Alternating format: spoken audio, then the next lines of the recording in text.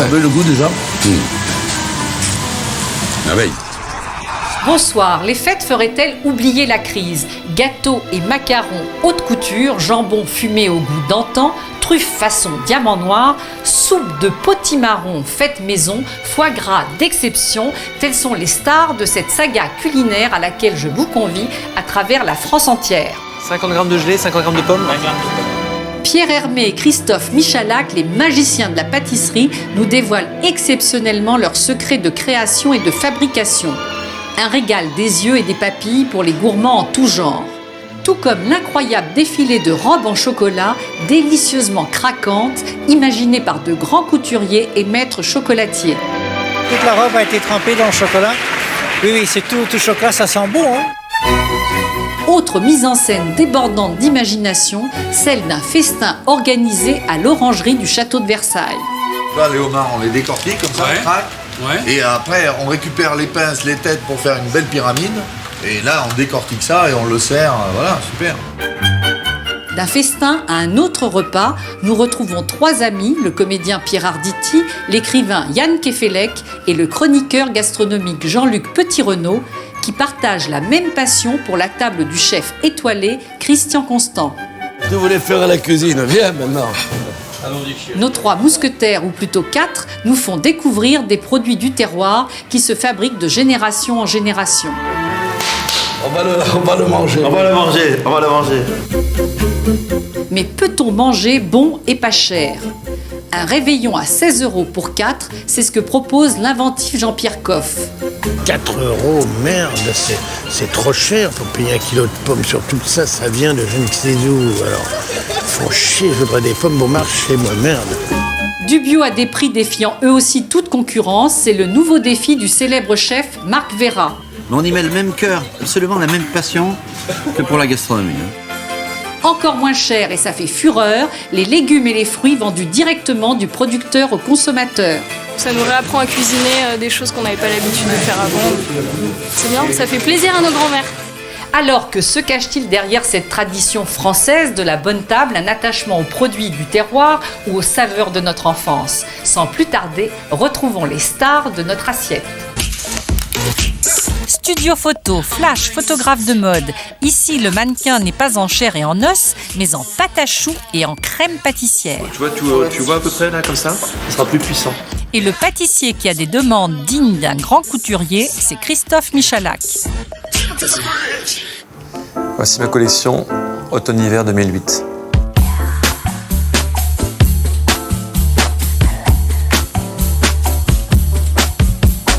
La religieuse madame qu'on ne présente plus, le finger Mr. Smith lié à Angelina Jolie, le cheesecake tropical passion, le cheesecake aux fruits rouges, le shooting qui représente pour moi un appareil photo, en tout cas dans mon esprit, le finger banane citron vert, le foreman qui représente en fait une montre pour homme, le lingot marron cassis et la fameuse religieuse caramel beurre de sel, emblématique de la maison, un incontournable qu'on ne peut plus remplacer. Ce Golden Boy du chocolat, surnommé le Rambo du sucre ou le Rocky de la crème, a été consacré champion du monde de pâtisserie en 2005. Je me prépare en fait comme un boxeur pour y rentrer sur un ring.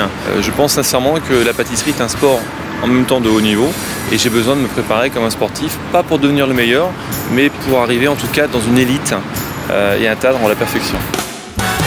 Le ring de Christophe Michalak est avenue Montaigne, où les boutiques de luxe côtoient l'un des plus grands palaces dont il est le chef pâtissier. For once in my life, I've got someone who needs me. 50 grammes de gelée, 50 grammes de pommes. À 35 ans, Christophe Michalak a déjà officié dans les plus grands restaurants du monde. Aujourd'hui, il est à la tête d'une brigade de 23 pâtissiers au Plaza Athénée. Vous mettez un peu de coulis d'habitude dessus ou pas, non? Oui, c'est petite vérification. Et voici le clou de sa collection, cette bûche 2008, sublime commode tout en chocolat et crème de banane, parfumée au citron. Donc, bon, déjà, les paquets cadeaux, on a dit qu'on les voulait or et par 3, d'accord? Enfin, 3, pas 2. Bon, là, je vois que la finalité a été bien faite. Faites attention aussi au niveau des pieds. Ouais. Les pieds arqués, c'est comme ça. Et c'est pas à l'inverse, d'accord? Faites très attention à ça. Dans mon équipe, c'est comme mes propres gamins. Et j'insiste vraiment là-dessus, c'est que quand je suis pas là, c'est grâce à eux que l'esprit perdure et que la qualité reste là. Et sans eux, je ne peux rien faire. C'est vrai qu'entre nous, on l'appelle papa parce que bon, bah, c'est quand même lui qui nous apprend tout, hein, le savoir-faire. Et voilà. Donc là, les décors sont bien posés, le glaçage, il est bien net. Et faites attention quand vous posez le chandelier, qu'il soit bien posé. S'il n'est pas assez solidifié, au transport, il y a tout qui va casser. Donc ça, soyez très très vigilants à ce niveau-là. Il est avant-gardiste, hein, mais c'est pour ça qu'il est un petit peu difficile à suivre parfois. Il a des idées comme ça, et puis nous, on est autour de la table et on le regarde avec des grands yeux, on comprend pas trop ce qu'il nous demande, mais en même temps, c'est sa force. Et puis nous, on apprend beaucoup de ça, on essaie d'en tirer le meilleur. Avant-gardiste, le mot est lâché. Pourtant, dans son enfance, la gastronomie n'était pas une priorité. Ma maman travaillait beaucoup, où j'avais plus l'habitude de me nourrir seul. À l'époque, c'était plutôt boîte de conserve et purée déshydratée. Bien évidemment, mon goût a changé, a évolué, et maintenant je mange de très bonnes choses, mais je cuisine très rarement chez moi. Vous pouvez même regarder mon frigo à l'improviste, où en général, il y a quasiment rien. Ce n'est donc pas dans son réfrigérateur qu'il trouve l'inspiration, mais dans des livres d'art et d'architecture. Rarement les graphismes et l'harmonie ont été aussi étudiés pour un gâteau. Je regardais ce bouquin sur les poupées. J'ai beaucoup aimé en fait cette poupée avec ce chapeau. Et en fait, je me suis dit, tiens, je vais rebondir parce que mon produit phare, c'est la religieuse. C'est ce que j'aime le plus déguster. Et j'ai fait une religieuse, en fait, avec un chapeau qu'on a appelé la religieuse Madame. Et j'ai fait plutôt un chapeau façon ombrelle qui sera en chocolat noir, poudré avec une poudre rubis alimentaire. C'est quelque chose de très charmant, très sexy, très girly. Charmant, sexy, girly, il ne reste plus qu'à donner vie à cette religieuse en cuisine.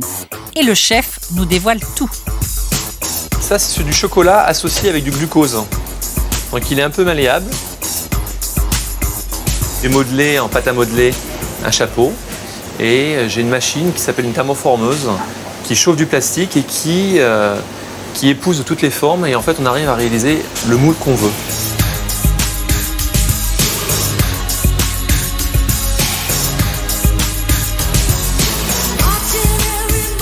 Alors ensuite, je vais utiliser une poudre légèrement violette. Et c'est une poudre, en fait, c'est de l'ocre naturel, donc avec un peu d'argent irisé. C'est totalement alimentaire. Ces couleurs un peu mode, un peu tendance, pour moi, c'est juste une envie de plaire. C'est qu'en ce moment, je m'habille en violet, j'ai des pulls violets, voilà. Je veux retranscrire ça à travers mes gâteaux. On ne mange plus, on ne s'habille plus comme il y a 20 ans, donc bien évidemment, faites très attention à avoir des produits moins alcoolisés, moins sucrés, moins écœurants, moins gras. En tout cas, ça c'est mon fer de lance. Comme je suis très gourmand, je mange 15 à 20 gâteaux par jour, parfois je suis boulimique de ça. Donc je fais tout en sorte pour que mes produits soient le moins sucrés possible et le plus parfumés, tout en ayant un maximum de texture.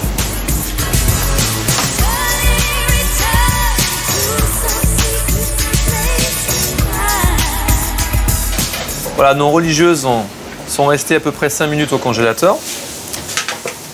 Je vais tout simplement les démouler d'un coup sec, vous voyez.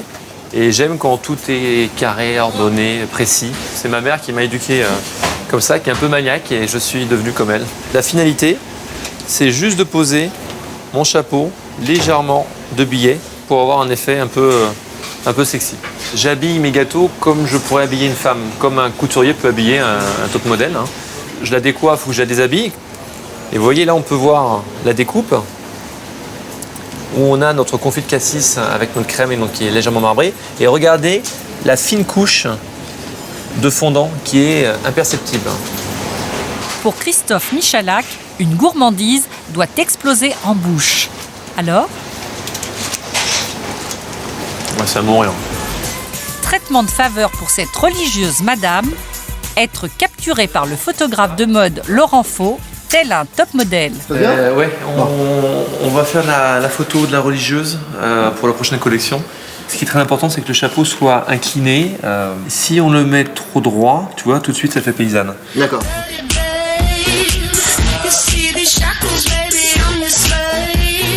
Moi, je suis habitué à photographier beaucoup de parfums, beaucoup de cosmétiques, beaucoup de choses un peu précieuses comme ça.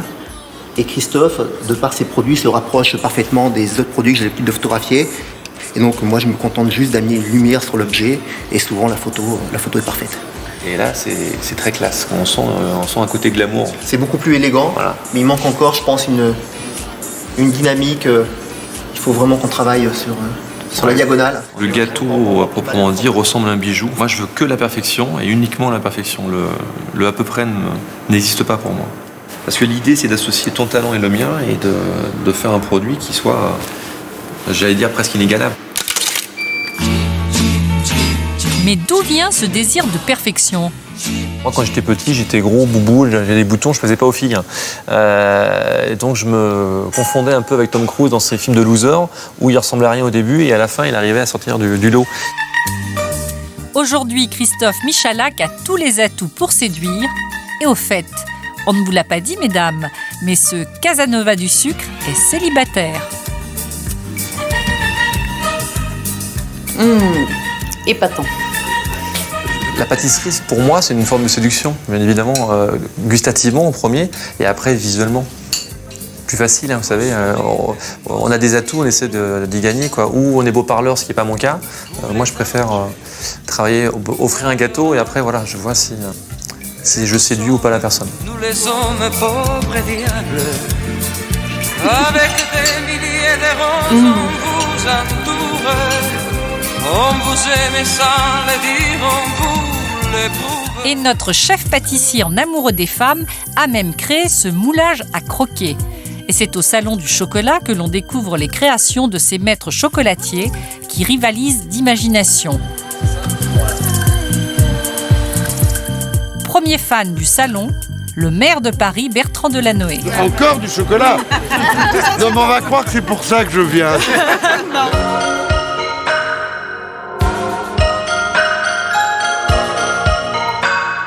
Certains signent même des autographes, comme ici Jean-Paul Evin, le Alain Delon du chocolat au Japon. Certains disent j'ai fait découvrir le chocolat aux Japonais. Alors c'est vrai que les Japonais et les Japonaises surtout ont parfois attendu jusqu'à 6 heures à l'entrée de la boutique pour aller acheter une boîte de chocolat pour son amoureux. Si pour les femmes, Jean-Paul Evin a créé pour Noël un escarpin tout en chocolat, c'est un cigare qu'il propose pour les hommes. C'est surtout pour la fête des pères. Parce que c'est un moyen de faire que son papa fume un peu moins le vrai cigare ou la cigarette, je dirais surtout. D'autres maisons mettent un point d'honneur à cultiver l'artisanat et le raffinement. Regardez ce qu'on peut offrir à une femme. Regardez voir. C'est presque un bijou. Avec ça, on peut séduire toutes les femmes. Ça, c'est notre coffret de Noël avec le petit flocon. Chaque pièce est faite à la main et posée délicatement à la main sur chacun des chocolats. C'est ça, en fait, le luxe.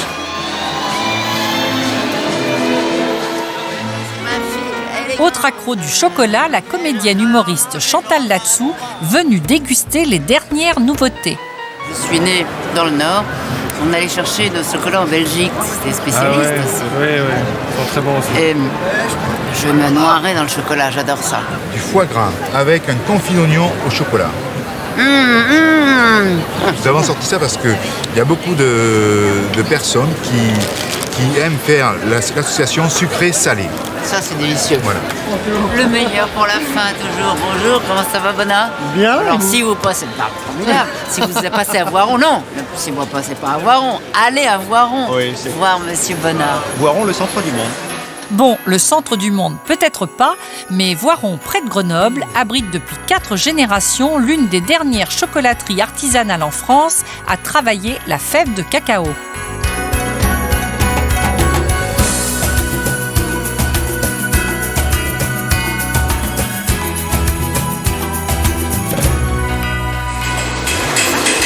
C'est avec des fèves importées d'Afrique, d'Asie et d'Amérique du Sud que Stéphane Bonnat fabrique son chocolat. Voilà, c'est ici que va s'opérer l'alchimie, que je vais transformer cette petite graine en un produit qui va ravir les papilles gustatives de mes clients et consommateurs. Et c'est ici que réside réellement mon or noir.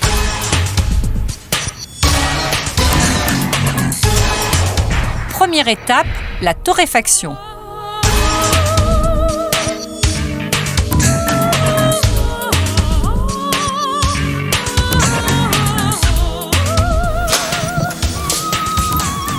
Une bonne fève ne donne pas systématiquement un bon chocolat. Sans savoir-faire, le cacao n'est rien. Et ce savoir-faire, nous ne sommes plus que 4 à le partager en France et je crois 6 en Europe. Depuis près de 130 ans, Voiron est le fief de la Maison Bonnat. Créé par Félix et Clotilde, savoir-faire et secrets de fabrication se transmettent de père en fils.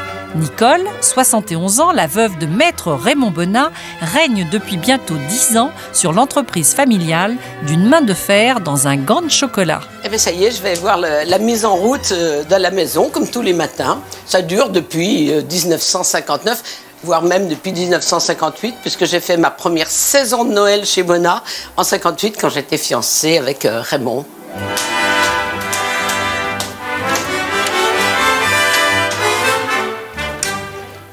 Voilà, je vais faire mon tour de piste. Je fais un petit peu le tour des magasins, juste un petit peu. Je vais d'abord voir si saluer tout le monde. Ici, on dit ces dames.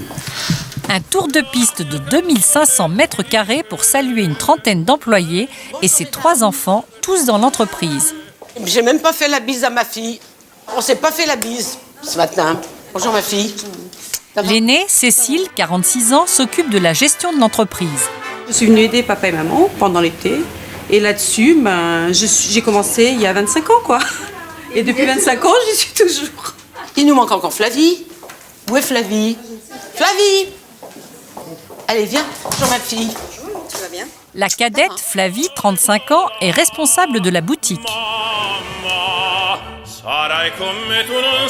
Tu peux me trouver Jean-Luc, s'il te plaît ? Et son fils, Stéphane, 42 ans, est le maître chocolatier de la maison en pleine recette de chocolat à la nougatine. La nougatine, eh bien, c'est du sucre avec du miel, des fruits secs, à qui on fait changer de structure pour durcir.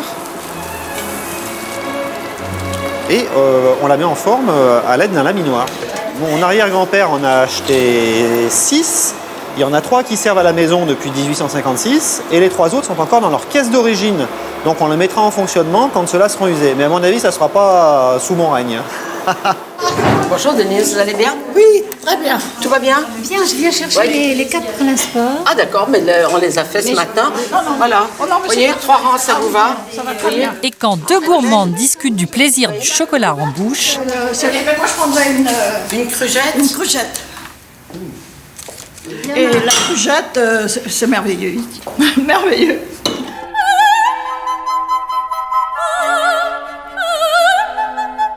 Si côté scène, c'est l'extase, en coulisses, on exalte les arômes du cacao.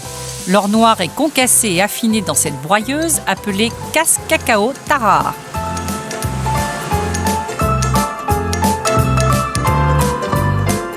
La moulure obtenue passe ensuite au conchage pour être lentement pétrie avec du beurre de cacao et gagner de l'onctuosité.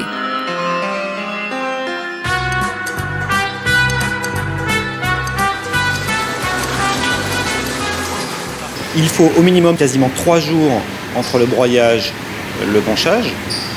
Si je faisais ce même travail en 12 heures, on n'aurait pas du tout les mêmes parfums. Pourtant, on a un cacao d'exception.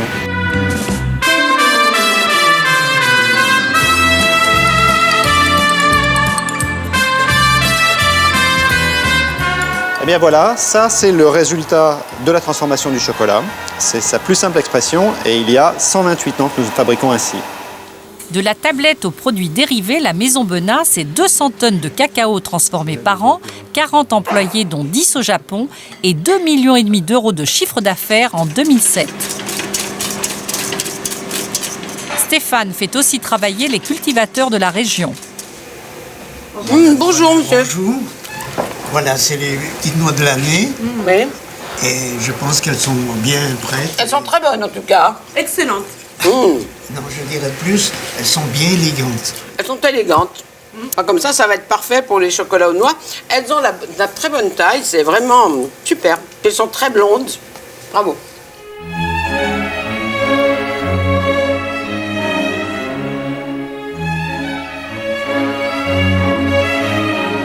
Cet amour du chocolat est aussi partagé par les employés. Quand j'étais petite, je passais devant le magasin et puis je léchais la vitrine. Oh, Les chocolats, c'était un rêve. Alors, il fallait absolument que je rentre. Rina, c'est un peu de la famille, hein, si j'ose dire. Mais Rina, même quand elle avait 14 ans, elle venait de temps en temps, puis elle disait j'aimerais bien travailler chez vous, et vous penserez bien à moi. Et voilà, 28 ans, et je me régale. Celui-là, c'est vraiment mon préféré. Trop beau. Parmi les fidèles de la maison, le général de Gaulle et Jackie Kennedy, tout comme aujourd'hui la célèbre cycliste Jeannie Longo, qui ne détient pas moins de 38 records du monde. Son secret serait-il le chocolat? Bonjour, Nicole. On est nos plus célèbres clientes, là. Bonjour, Jeannie. Vous allez bien? Oui, oui. Vous arrivez d'où? Oui, j'arrive je suis allée m'entraîner. À Saint-Gervais? À Genève. À Genève? Oui, oui. Eh ben, vous avez encore besoin de vous accueillir, de vous entraîner? Non, c'est pour garder la forme. Xoconousco. Merci. Et ça, c'est comme le café, et ça se goûte de la même façon. Il est assez doux, hein. Et oui, et c'est pourtant très extraordinaire. Et c'est du 75%. Et voilà, et pour un 75%, il reste très doux. Il n'a pas cette amertume de certains. Jamais. Ah oui, moi je dis que vous avez des bons chocolats, vous avez les chocolats au lait qui sont super. Je suis gourmande, je vous avoue que du chocolat, c'est toujours avec raison que j'en mange, mais c'est vrai que les grands crus comme ça, c'est très très bon, un petit peu, 1 ou 2 carreaux le soir. Vive les artisans. Ah merci. Oui. Retour avec les artisans du Salon du Chocolat pour l'apothéose, le défilé.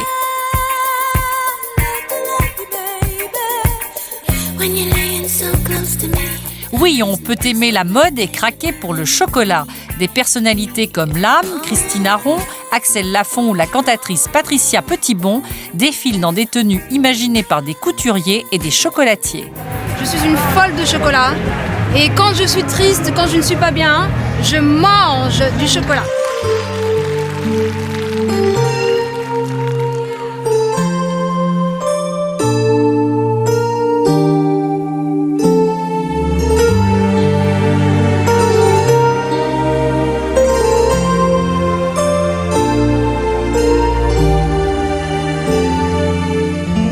Ça pèse lourd, hein? Combien de temps faut-il pour faire cette robe? Ah, ça lui a pris plusieurs mois. Parce que ça a été trempé dans le chocolat. Toute la robe a été trempée dans le chocolat. Oui, oui, c'est tout chocolat, ça sent bon. Hein? Donc je sens le ça chocolat. Bon, c'est mangeable.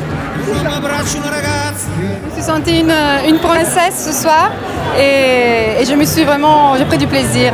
D'ailleurs là je fonds et je me demande qui va nettoyer tout ça.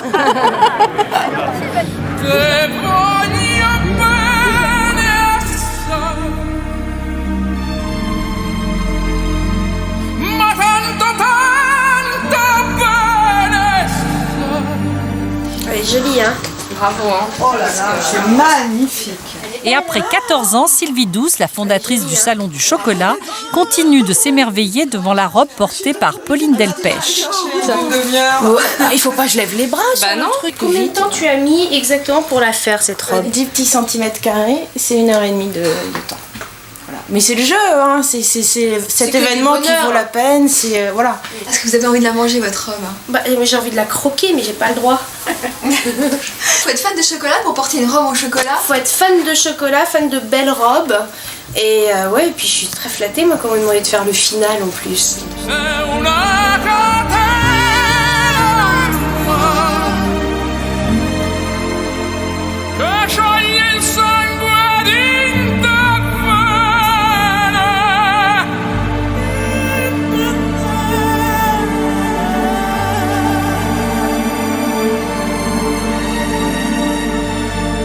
Je plane encore.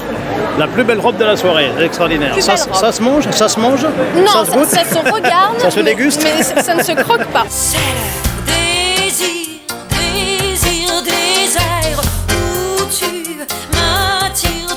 D'un défilé à un autre, celui qui a révolutionné le monde de la pâtisserie en faisant défiler ses gâteaux comme des mannequins dans les bras des filles du Crazy Horse, c'est Pierre Hermé, le roi du macaron. Il y a la création des gâteaux, mais après il y a toute la mise en scène qu'on a organisée autour qui rend les gâteaux encore plus beaux et plus désirables.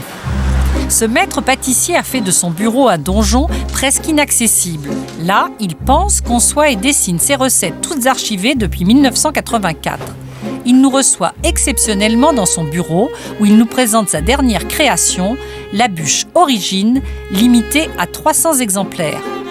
Cette bûche, au départ, c'était un gâteau qui était, pour moi, c'est quoi le fantasme du gâteau au chocolat? J'ai eu l'idée donc d'utiliser ces macarons sur la surface de la bûche, enfin la moitié de la surface de la bûche. Et donc là, j'ai décrit les différentes couches de biscuits à l'intérieur pour donner un peu l'idée de l'architecture du goût. Et c'est Michael Marcelier, le second de Pierre Hermé, qui a pour mission d'exécuter les recettes pensées par le maître. Donc aujourd'hui, on va finir la bûche Origine. Donc on va la finir avant de lui faire déguster et la faire valider pour Noël.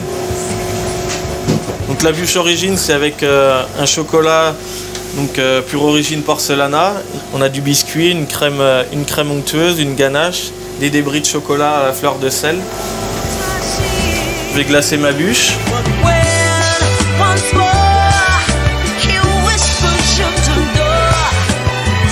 Étape suivante, je vais mettre les deux embouts à chaque extrémité de la bûche avec une petite impression pH. On a retranscrit exactement ce qui nous avait écrit et dessiné. La touche finale, donc la décoration avec les macarons de différentes tailles.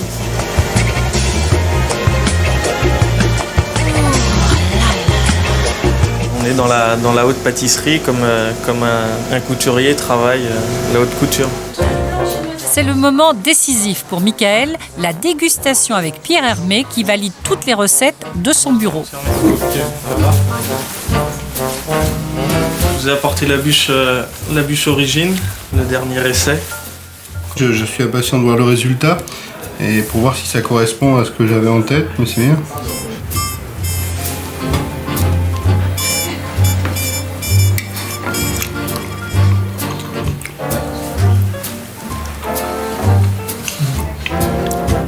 La texture de la crème, elle est super. Très bien. Il va falloir, dans la recette, bien insister sur la température de mélange. Parce que sinon, à 2 degrés près, on a du plomb ou... Parfait.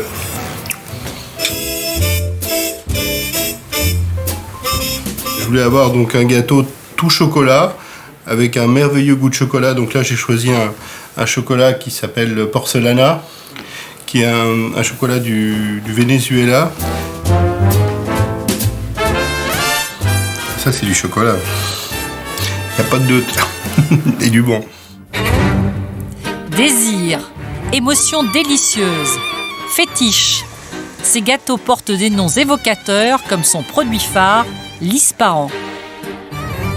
En fait, il y a un travail de création sur des associations de goût. C'est le fruit d'un cheminement. C'est-à-dire qu'en 86, j'avais créé un gâteau rose et framboise. 10 ans plus tard, j'ai créé un gâteau très différent qui était rose, litchi et framboise, qui donc s'est appelé Ispahan. Et en fait, il y a une rose qui s'appelle Ispahan aussi, ce qui m'a donné l'idée du nom de ce gâteau. Et après, le gâteau est terminé avec des pétales de rose fraîches et des framboises fraîches. C'est des fleurs en fait qui sont comestibles qu'on achète sur le marché de Rungis. Mes parents étaient boulanger-pâtissiers en Alsace, à Colmar. Et c'est vraisemblablement mon père qui m'a donné l'envie de faire ce métier. C'est vraiment un métier de main-d'œuvre, de gestes. Et à ce métier, Pierre Hermé apporte l'alchimie du goût. Il lève pour nous le voile sur certains de ses secrets. Il n'hésite pas à chercher de nouvelles saveurs avec la complicité de son ami parfumeur Jean-Michel Duriez, né d'une grande maison de parfumerie. Moi, la raison pour laquelle j'avais souhaité le rencontrer au tout départ, quand je ne le connaissais pas, c'était son approche, premièrement, de la matière première. Ensuite, sa recherche des goûts. Donc des goûts innovants. Alors c'est vrai qu'à l'époque, c'était peut-être, je sais plus, le macaron à l'huile d'olive par exemple, ou à la truffe blanche. Pour moi, je trouvais ça extraordinaire qu'on puisse arriver à les inclure dans un goût. Et je me suis dit, derrière tout ça, il y a un homme qui doit être forcément intéressant à connaître. C'est pas mal, hein, ouais. C'est intéressant. Ouais. Donc là, c'est la fève tonka naturelle, une note caramel assez connue, assez classique, le tout greffé sur l'ambre qu'on a travaillé ensemble. De leur collaboration est né un gâteau improbable à base d'ambre de cassis et de caramel, son nom Infini. Depuis ses débuts, ce visionnaire a fait du macaron la nouvelle tendance haut de gamme. Les Japonaises en sont toquées et l'ajoutent à leur shopping de luxe. The best chocolate in Paris, isn't it? Yes. Yes. Depuis 10 ans, la maison a créé 35 macarons différents, produit 82 tonnes par an, rien qu'en France, pour un chiffre d'affaires de 15 millions d'euros en 2007. Il faut en fabriquer des macarons à 4 € pièce. C'est vraiment gagner le paradis en une bouchée.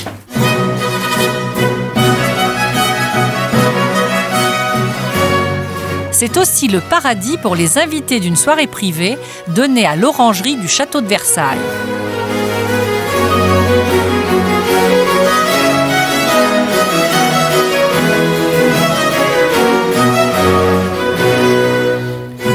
Un metteur en scène et son producteur ont eu l'audace de réinterpréter les banquets majestueux du grand siècle.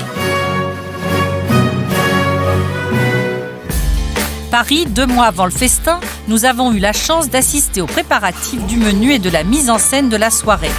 Gilles Morange, l'organisateur de l'événement, et Christian Demas, le metteur en scène, ont rendez-vous ce matin avec Stéphane Lévesque, qui représente ici le traiteur de l'événement. Parce que l'idée, c'est de reconstruire en l'an 2000 le thème et le développement d'une grande réception, comme faisait Louis XIV à l'époque. Voilà, dans l'esprit. De ce qu'elle était à l'époque. Bon, on va voir ça en plus grand. Il y a un plan du lieu, vous voyez. Alors c'est les 90 mètres. 150 personnes convives d'un côté, 150 de l'autre. Et au centre, ça c'est très important, on va voir un énorme lustre avec entre 1500 et 2000 roses blanches.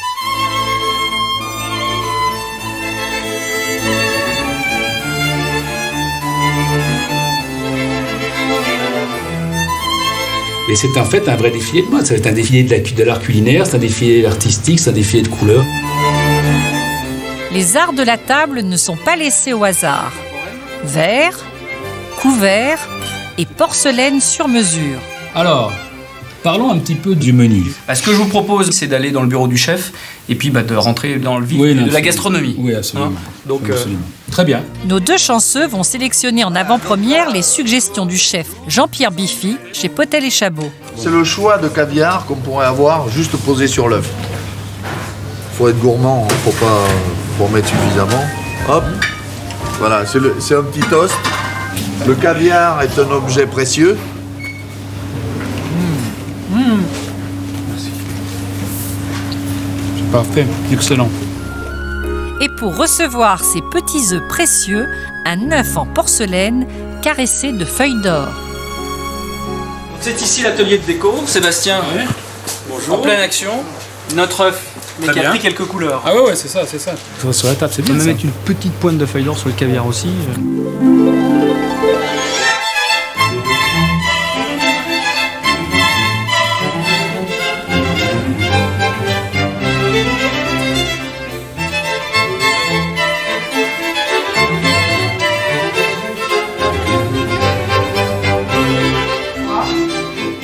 Il aura fallu près de 8 mois à Christian Demas, souvent récompensé pour ses créations de spectacles et d'opéra, pour créer les costumes poétiques des personnages qui annoncent les plats. Derniers essayages dans son studio de répétition. L'allégorie argent qui va nous servir pour le caviar. Voilà. Alors, on vient juste de le terminer. Alors elle a une perruque en argent là, la perruque n'est pas encore faite.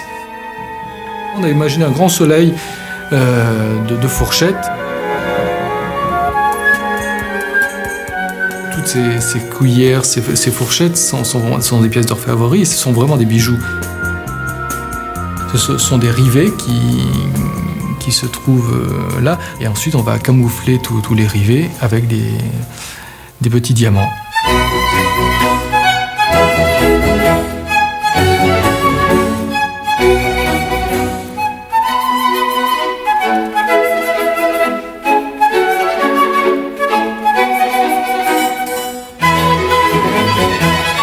Maintenant, le plat d'après, de très beaux potirons avec une belle truffe noire. Ah, très bien, très intéressant. Et encore une fois, il faut tester avant d'approuver.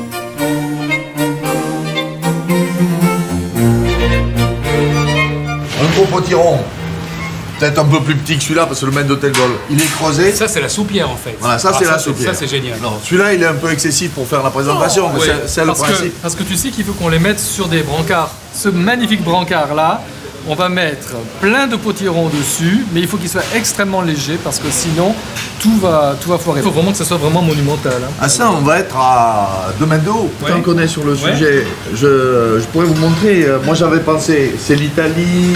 Moi, j'aurais bien aimé qu'on fasse du veau.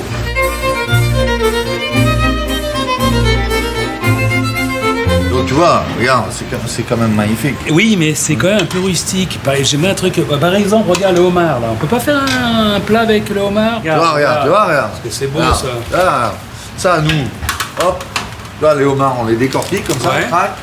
Et après, on récupère les pinces, les têtes pour faire une belle pyramide. Et là, on décortique ça et on le sert. Voilà, super.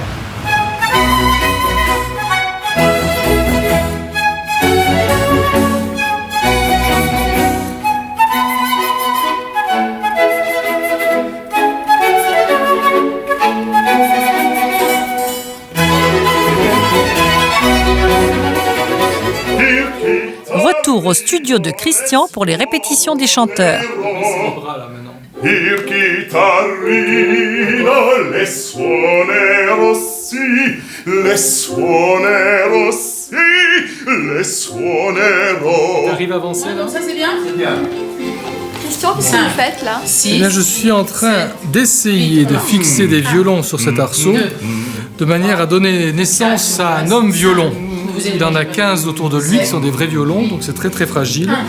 Des tout petits violons, des violons d'enfants, et qui vont jusqu'à un violon d'adulte, tout au sommet. Ce sont des violons que j'ai achetés dans une vente aux enchères à Drouot. Il y avait tout un atelier de luthier qui était à vendre, et j'ai acheté tous les violons qui étaient à vendre ce jour-là.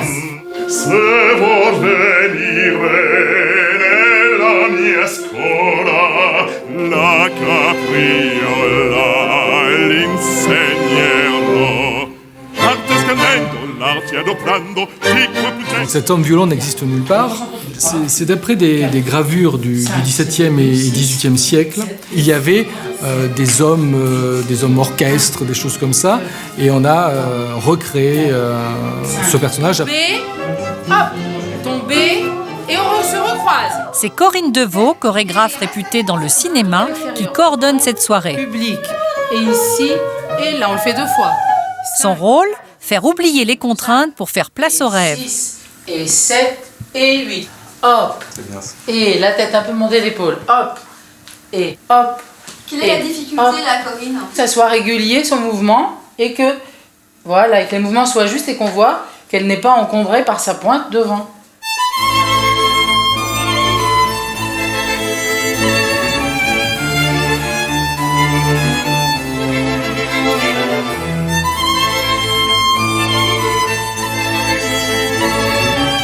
Et pour clore en beauté ce somptueux festin, retour chez le traiteur pour le choix des desserts.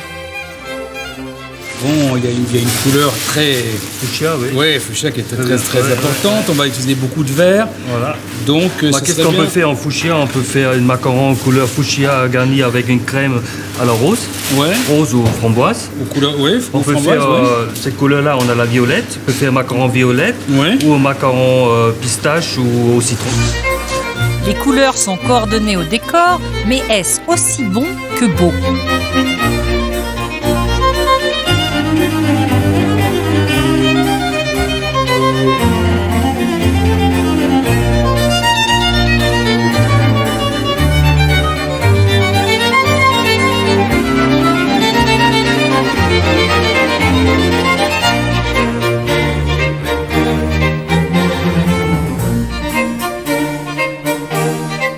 Après ce festin royal, un dîner entre seigneurs. À la vie. Allez, t'as goûté de allez, foie messieurs, gras, Yann messieurs, dans les yeux. Voilà, sinon cette année sans foie gras. Voilà, cette année sans foie gras. Cette année sans foie gras. Non, sans foie gras. Ils sont 4 amis qui se retrouvent régulièrement autour d'une bonne table. Le chef cuisinier Christian Constant, le comédien Pierre Arditi, l'écrivain Yann Kefelec et le chroniqueur gastronomique Jean-Luc Petit-Renaud. Chaque année, Pierre, tu retournes? Je retourne au pays, dans les Landes ou au Pays Basque, chercher le foie gras ou le jambon. Oui, je vais chercher le foie gras. Et toute la rue est au courant. C'est moi qui vais le chercher. Tous sont des combattants du bon vivre, des amoureux du terroir qui ne se laissent pas marcher sur la fourchette. 3 d'entre eux vont partir dans différentes régions de France chercher des produits qui leur tiennent à cœur afin d'organiser un repas entre amis préparé par Pierre Arditi. À votre santé, les amis. Christian Constant, le premier de ces 4 mousquetaires, est depuis 30 ans l'un des chefs cuisiniers les plus réputés. Il a dirigé les restaurants des palaces les plus prestigieux comme le Ritz ou le Crillon, avant de réaliser son rêve et d'ouvrir son propre restaurant en 1996. Aujourd'hui, il en possède 4 à Paris. La cuisine, c'est être généreux, faire plaisir aux gens, la convivialité. Ma cuisine, c'est surtout une cuisine de saveurs, une cuisine très simple, authentique. Départ pour Christian Constant chez l'un de ses fournisseurs du Sud-Ouest.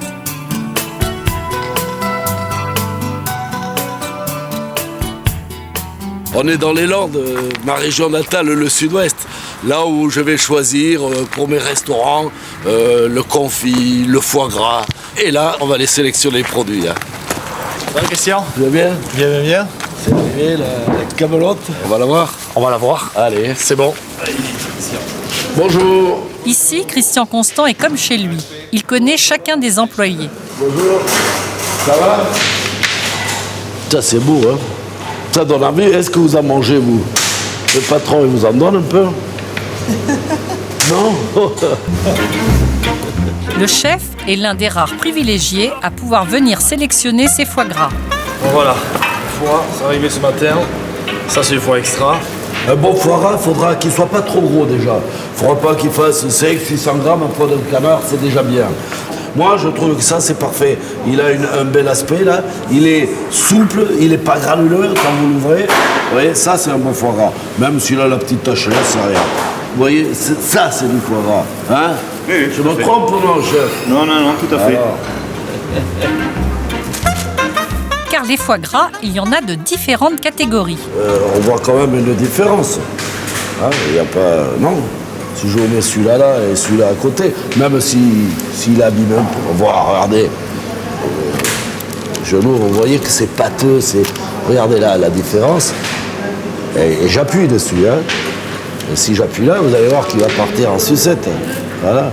Voyez, et j'appuie de la même façon. Hein. Dans son entreprise, Jean-Baptiste Dubernay fait travailler ses employés comme il l'a toujours vu faire. C'est une fierté et puis c'est une volonté également. Moi, j'ai vu mon grand-père travailler, j'ai vu mon père. À partir du moment où on a aimé sincèrement les gens, on ne peut être que fier de continuer et de marcher sur leurs traces. C'est pas une usine ici, ils sont 3, ils vont faire 150 kilos de foie gras à 3. Vous vous rendez compte, c'est pas magique, c'est pas des machines qui vous mettent tout en route. Non, ça c'est du travail. Voilà, c'est le respect. Moi j'aime ça. Chez les Dubernay, on est charcutier depuis plus de 250 ans. Alors impossible pour Christian de ne pas aller saluer Michel, le père de Jean-Baptiste, qui lui a laissé les rênes de l'entreprise familiale il y a quelques années. Le père, le fils. L'Esprit Saint par le Saint-Esprit. Ça va? Comment allez-vous? Heureux de vous voir. Heureux de vous voir. Ben, moi aussi. Hein. Et s'il a pu se retirer sans crainte de l'avenir, c'est qu'il a confiance dans les recettes qu'on se transmet ici, de génération en génération. On a le saucisson cuit, le boudin, le jambonneau, le jambon. Alors ici c'est intéressant parce qu'il y a du foie gras d'oie cru, du foie gras de canard cru, du foie gras de canard cuit dans la graisse et du foie gras de canard mixte, c'est-à-dire qui a été cuit dans un fond et qu'on a ensuite moulé pour faire des petites tranches comme ça, pour faire des petits torses mignons. Ça fait très très mignon, on appelle ça le mignonnet. Voilà, là on a tout en bouche, quoi. C'est vraiment... il est plein, il est gras, il est parfumé. Ça c'est le canard maintenant. Ouais. Pour obtenir cette qualité, il faut évidemment travailler avec des éleveurs de canards ou d'oies qui respectent un cahier des charges bien précis. Pour l'un d'entre eux, Patrick Castra, pas question d'élever ses oies en batterie. Mieux elles seront traitées, meilleurs seront les foies. Alors là, que des oies là. Hein. Là, c'est que oui, que des oies. Elle aime se promener, quoi. Elle aime l'espace.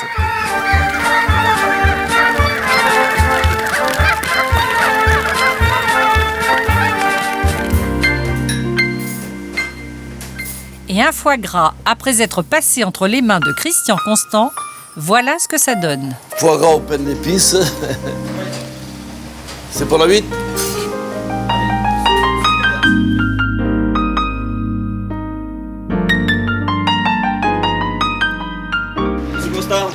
Comment tu, Eric, ça va? Très bien, très bien. Regardez. Alors c'est ça que tu nous livres? Voilà, c'est pas beau ça? Regardez ça. Ah ouais, impeccable. C'est magnifique. Le lendemain, c'est un autre producteur que Christian Constant tient à nous faire découvrir. Nous sommes à Hasparren, au Pays Basque, où Eric Hospital produit du jambon, comme d'autres, du bon vin. Et sans OGM, hein? Il y a 20 ans, avec son père, ils ont créé un label. Leur but, produire un jambon exceptionnel en remettant au goût du jour les techniques des anciens. Leurs porcs ne leur sont fournis que par 3 éleveurs dont les bêtes ne sont nourries qu'aux céréales, sans OGM, et ne sont abattus que lorsque leur poids excède 180 kg. Là, si on devait faire des rillettes avec ça, ça serait extraordinaire, quoi. Puis regardez, vous voyez, il y a de la tenue, c'est pas pisseux, c'est beau, quoi. Il y a différentes teintes, enfin, forcément, parce que les morceaux sont placés différemment, mais vous voyez comment c'est charnu, là? Regardez ça. Moi, je peux vous dire que ça, c'est un porc de qualité et je l'embarque tout de suite. Hein. On va le manger. On va le manger. Mais ce n'est pas tout. Une fois préparé et conservé au froid quelques semaines, il faut passer à la dernière étape, la plus importante pour les jambons. En quelque sorte, la marque de fabrique d'Eric Hospital. Et cette étape a lieu dans le grenier de la demeure familiale. Wow. Allez, c'est pas beau? C'est fabuleux.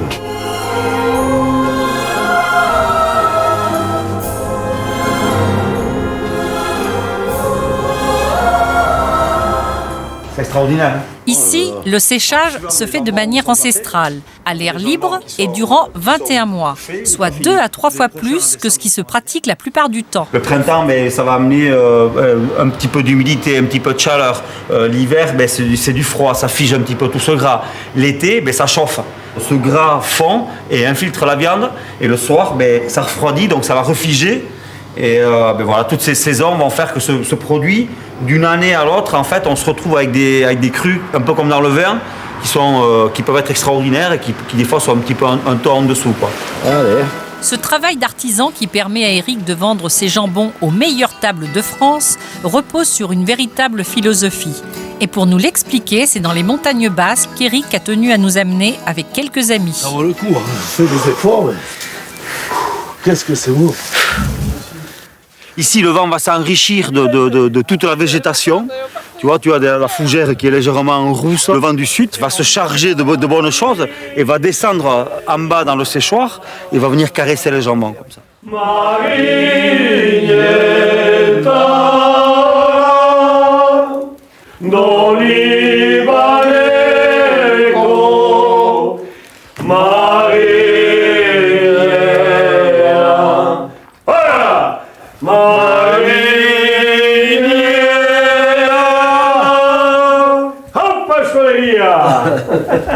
Du bon pain, une belle côte de cochon, du vin et de l'amitié.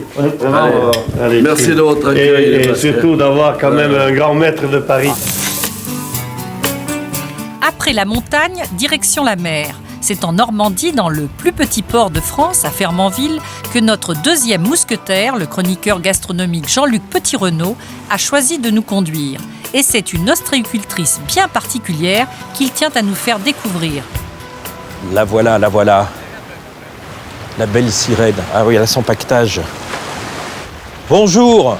Tu es la sirène de Fernandville, en fait. C'est ce qu'on peut dire. Bonjour. Bonjour. Ça va? Ça va et toi? Bonjour, monsieur. Bonjour. Ça va? Enchanté. C'est papa? C'est papa. Ah oui, c'est papa Fidèle qui veille sur la sirène. Eh oui. Allez, venez dire bonjour, parce que maintenant que vous voyez l'air... Voilà, regardez, ça c'est beau. Ça c'est super, superbe, superbe. Une ostréicultrice qui sort de l'eau en équipement de plongée, cela peut paraître étonnant. Mais c'est justement ce qui fait la particularité de Christine Follet. Ces huîtres, elle ne les cultive pas dans un parc traditionnel découvert à chaque marée, mais à un demi-mille des côtes, soit environ 1 kilomètre, et par 10 mètres de fond. Chaque jour, cette ancienne scaphandrier spécialisée dans les grands travaux sous-marins plonge 1h30 et remonte à la surface au minimum 1 tonne d'huîtres.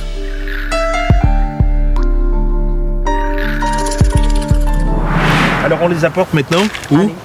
On va aller à l'atelier Oui. pour les travailler un petit peu. Très bien. Tu vois, ce qu'il y a de bien, c'est qu'en fait, tu m'apportes l'apéritif comme ça. Je trouve ça génial. Voilà. Quelques minutes à peine après avoir été sortie de l'eau, Christine replonge ses huîtres dans des bacs d'eau de mer en attendant de les trier. Elle a un numéro, elle a un nom. C'est de l'huître creuse, mais avec l'appellation huître d'eau profonde, Huître d'eau profonde. qui est différent de l'huître de pleine mer. Parce que l'huître de pleine mer découvre quand même un certain coefficient de marée. Alors que celle-ci, jamais elle ne subira la marée basse. Jamais. Les huîtres passent donc leur temps à se nourrir en mer et restent quasiment ouvertes en permanence, sans avoir à se soucier des marées. La technique de Christine leur confère un avantage non négligeable. On les ouvre plus facilement et leur goût est unique. Son goût, elle est iodée. Oui. Elle a un goût très iodé.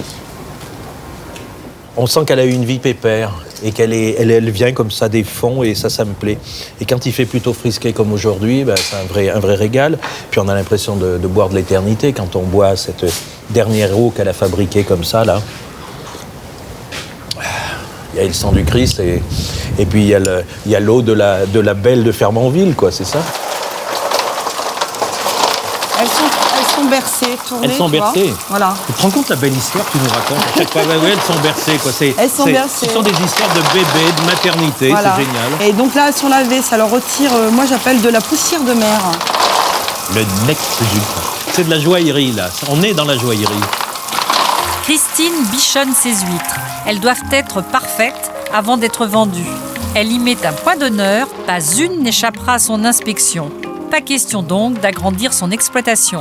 Bon, ici, ça reste une activité assez artisanale. On travaille avec un laveur tubulaire, les vieilles calibreuses, les tourangelles. C'est pas la grosse industrie du tout, mais en fait, c'est aussi ce qui fait la qualité du produit. C'est le fait de travailler des quantités tranquillement, doucement, mais sûrement.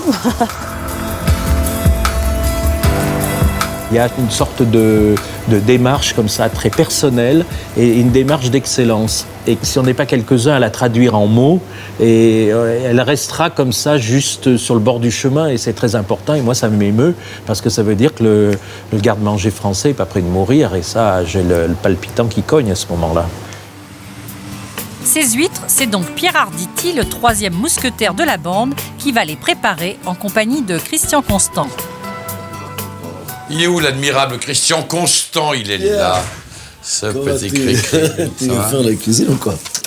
Et Pierre, tu voulais faire la cuisine, viens maintenant. Allons-y chérie, allez. Bon, salut messieurs. Dans leur menu, les deux amis ont prévu un tartare. On va prendre de la Saint-Jacques, oui, du bar et du saumon. Ça va. Et des huîtres, bien sûr. Bon. Je peux te montrer? Tu les coupes gentiment. Oui, ça. Tu vas, voilà. Ah, et après, tu recoupes dans l'autre sens. Voilà, tu me fais un petit lait, tranquille. Oui, tu recoupes plus voilà. fin. Pendant ce temps, moi, j'ouvre les huîtres. Voilà. Hop. Allez, hop. Hop. Pendant qu'on fait la cuisine, l'esprit, on est à ce qu'on fait, en même temps, l'esprit vagabonde, quoi. Voilà. Donc, et puis, on sait que si on fait bien, que c'est joli, que c'est ce qu'on prépare, on va faire plaisir aux autres. Donc le vrai cadeau qu'on se fait à soi, c'est quand on fait un cadeau à un autre. Ah, voilà. La cuisine, c'est un cadeau à un autre. Après, on va prendre un bout de saumon. On va le lever comme ça, tchac. On enlève la peau. Oui. Des petits dés. D'accord? Allez. Mais toi, tu vas plus vite. Non, non, mais attends, vite, j'essaye pas. Non, te presse pas, Pierre. Après, je rajoute un petit peu de jus d'huître qui a été tu as filtré légèrement. D'accord. Un tout petit peu, pour donner le goût, pas trop. Il aime ça, donc quand on aime ça, c'est plus facile à apprendre. Et le problème, c'est qu'il mange sans arrêt. Ah, c'est parfait. Tout à l'heure, il y en aura pas assez pour les autres. Mais les autres. Hein? Enfin, si tu veux l'enfer, c'est les autres. Alors, faut pas s'occuper de ça. Il y a quand même quelque chose qui ressemble à mon métier aussi. C'est qu'on fabrique une chose et puis on la tend aux autres. Bon, moi, c'est un texte, c'est un personnage, c'est un sentiment. Eux, c'est une sensation gustative, gastronomique, un vin qui accompagne une nourriture. Donc là aussi, il y a un don de ce qu'on sait faire soi aux autres et on attend la réponse. Donc on est quand même dans le même geste. C'est bon, ça. C'est bien. Ouais. T'es content? Pas mal. Hein? Merci. Tu vas leur faire plaisir. Merci, Marinette.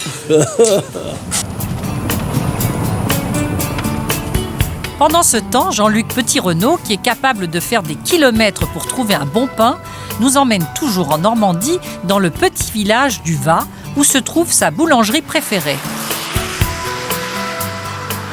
Premier indice, les fagots de bois qui sont là, qui attendent avec la petite chaîne qui les retiennent pour trouver un boulanger génial qui s'appelle, on va rentrer directement chez lui, là, par la coulisse. Ah, le voilà, le maître des lieux, Stéphane Revel. Bonjour Jean-Luc. Comment vas-tu? Ça va? Ça va très bien. Là, on est directement dans le temple. Voilà. Ici, Stéphane Revel cuit son pain, ses brioches et ses pâtisseries à l'ancienne dans un four à bois. C'est notre manière, on prend le temps, c'est-à-dire si le four n'est pas chaud, ben on n'enfourne pas, il n'est pas qu'ils sont enfournés. C'est le four qui dicte, le travail. Voilà. Vous ne pouvez pas aller plus vite que la musique. Et moi, je dis c'est super. L'authenticité de ses gestes et tout s'inspire du passé, mais c'est un gars d'aujourd'hui. Et ça me paraît être drôlement important, de se dire qu'il n'y a pas de la modernité pour la modernité, parce qu'il n'y a rien à faire. Le bois doublera toujours le gaz et l'électricité, d'abord en poésie, et puis après dans l'art et la manière de cuire.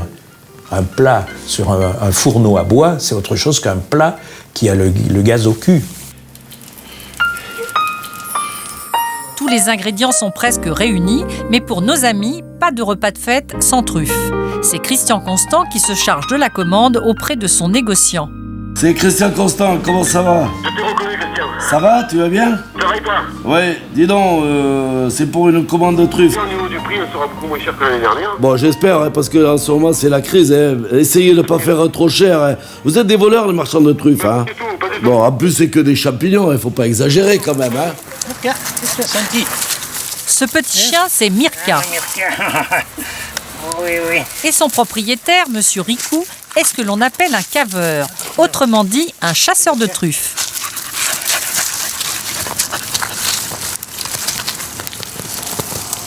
Voilà.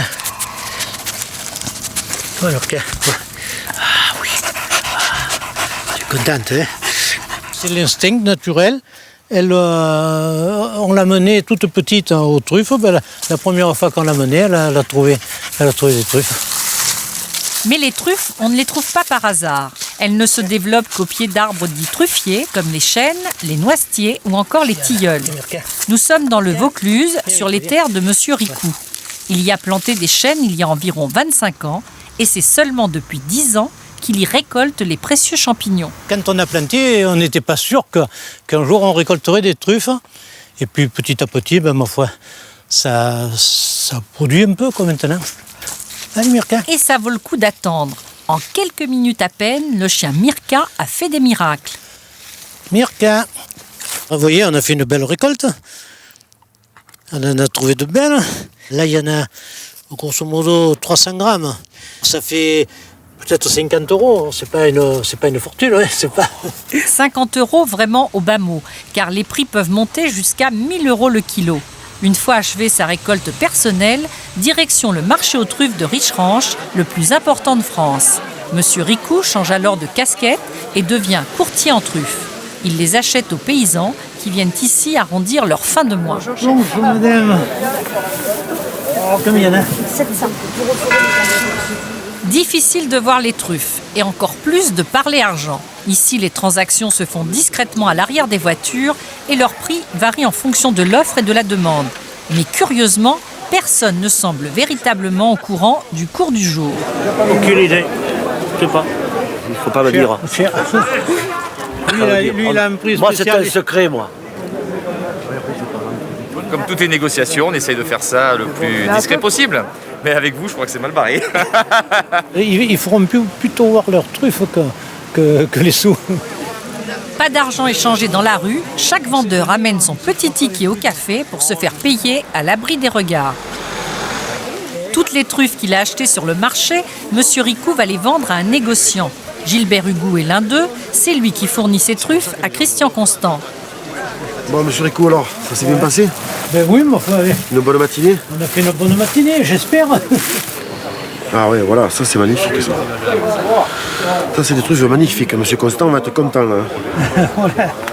Il va être très content d'avoir des truffes comme ça, franchement. Une rapide inspection, mais pour parler affaires, les deux hommes vont se retrouver chez le courtier. Alors, on est faire la récupération. Mais là encore, c'est le règne du secret. Maintenant, on va essayer de négocier les trucs, mais sans vous. Je pense qu'on va faire ça entre nous, ça sera très très bien. Quelques jours plus tard, et comme chaque semaine depuis 20 ans, le négociant livre ses truffes au restaurant de Christian Constant. Comment tu vas? Ça va, tu vas forme? bien? Oui. Ça y est, on est revenu. Voilà, regarde, je t'ai fait une belle sélection. Sur le marché de samedi, là, tu peux pas te plaindre. Ah ouais. Oh, tu nous épates. Ah oui, ça fait quelques années qu'on n'a pas eu autant de belles marchandises. Hein. Je peux goûter? Ah ouais, vas-y. Franchement. Très bon, ouais. Elle a du craquant et elle a du goût. Et si tu rajoutes un peu de fleur de sel, elle sera encore meilleure. Mais c'est pas toi que je vais la prendre. Hein. Ah bah, attends, que tu amènes des truffes, nous on fait la cuisine. Ça va, mais je le sais. Hein. Mais c'est toi qui mets en valeur mes produits, donc c'est très important. Hein. Très bien.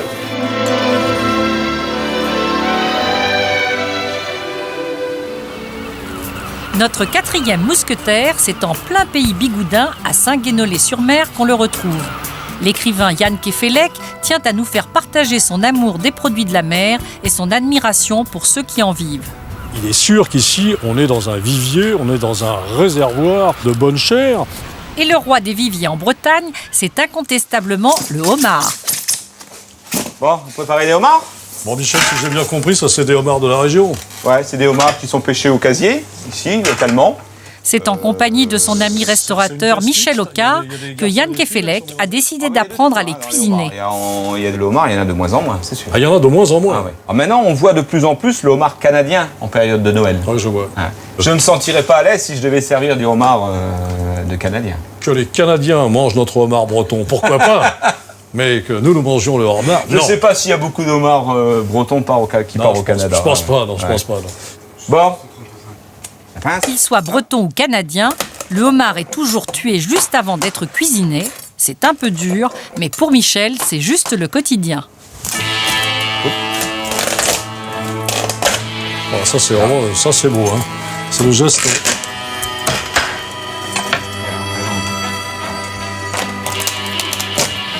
Je peux dire que c'est pas évident du tout. J'espère que je n'ai pas massacré le homard. Non. Voilà. Impeccable. Donc là, on passe le homard dans l'huile pour le saisir. Hein, mais surtout pas très longtemps. Côté chair en premier. Et combien de temps? Oh, pas très longtemps. Et ça donne un petit goût aussi, le fait de le passer comme ça dans la poêle. On va se régaler. Une petite note de beurre dessus. On est en Bretagne, du beurre. Et on le met. Ouais, 5 bonnes minutes. Hein?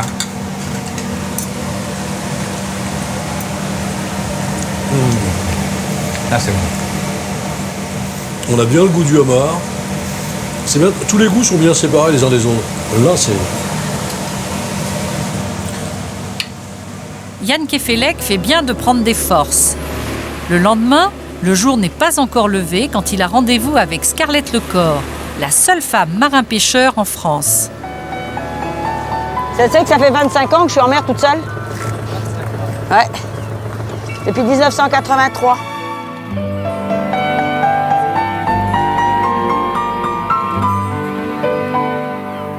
Après avoir laissé passer une marée, Scarlett relève ses filets. Rouget, quelques vieilles. Quelques vieilles, des sols et des rougets, mais aussi un lieu jaune. Pas si mal par les temps qui courent. Normalement, en été, je les vends sur le marché et à cette époque-ci de l'année, je les vends à la criée. Ah ouais, si. On a bien fait de sortir ce matin. Ce que j'essaie de développer et de démontrer aujourd'hui, tous les jours, qu'il y a des terroirs dans la mer. Que le fond de la mer, il n'est pas le même dans tous les endroits. Vous voyez ici, on est en baie de Menmer. Et donc, on fait le tour dans la pointe et on est en baie d'Audierne.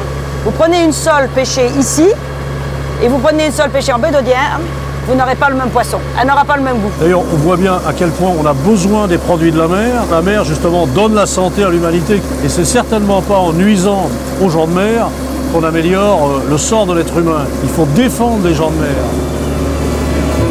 On retourne en mer, hein. Ne t'étonne pas. Hein. Pas question, bien entendu, de retourner en mer pour Scarlett. Le temps presse, c'est bientôt l'ouverture de la criée. Elle trie ses poissons, chaque espèce dans un bac, puis direction Saint-Guénolé-Pamart. C'est ici que Scarlett, comme tous ses collègues de la région, vient déposer sa pêche du jour. Ici sont vendus quotidiennement plusieurs tonnes de poissons, tout juste sortis de l'eau. Là, j'ai écrit sur mon poisson, parce que tu as vu, là, c'est la pêche aussi de plusieurs jours des bateaux. Donc, il y a du poisson glacé et du poisson frais. Donc, moi, j'écris sur mon poisson que c'est du poisson du jour.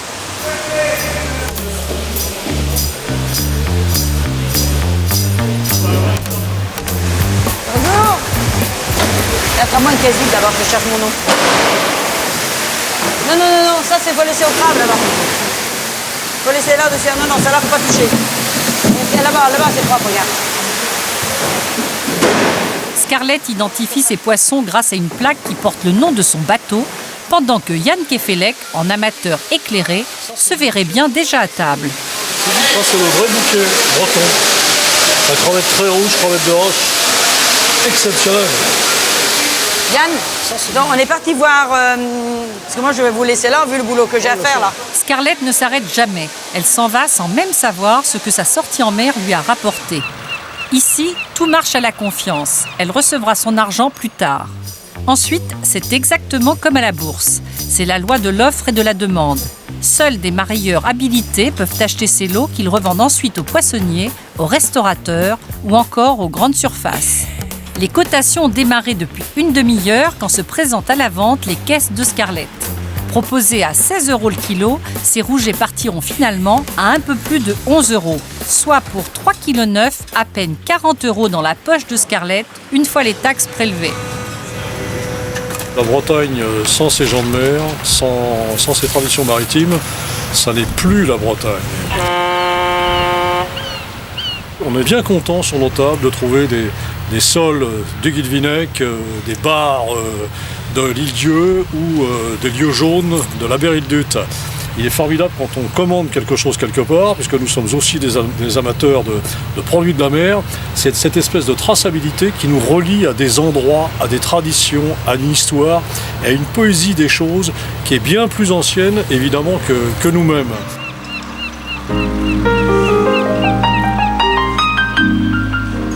Fin des préparatifs pour le repas de nos 4 amis. Pierre Arditi a décidé d'y apporter sa touche personnelle.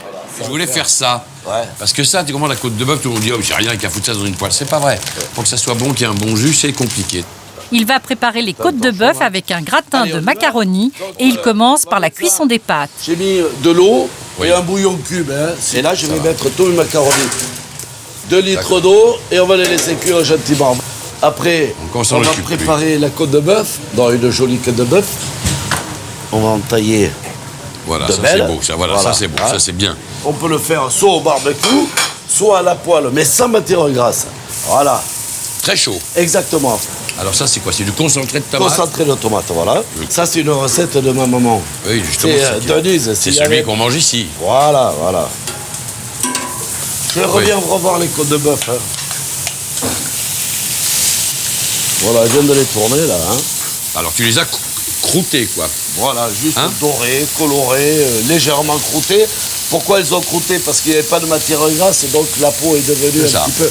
Mais après, comme ça va reposer, la viande va s'attendrir. D'accord. Là, on va les laisser 3-4 minutes encore. De ce côté-là, d'accord. Voilà.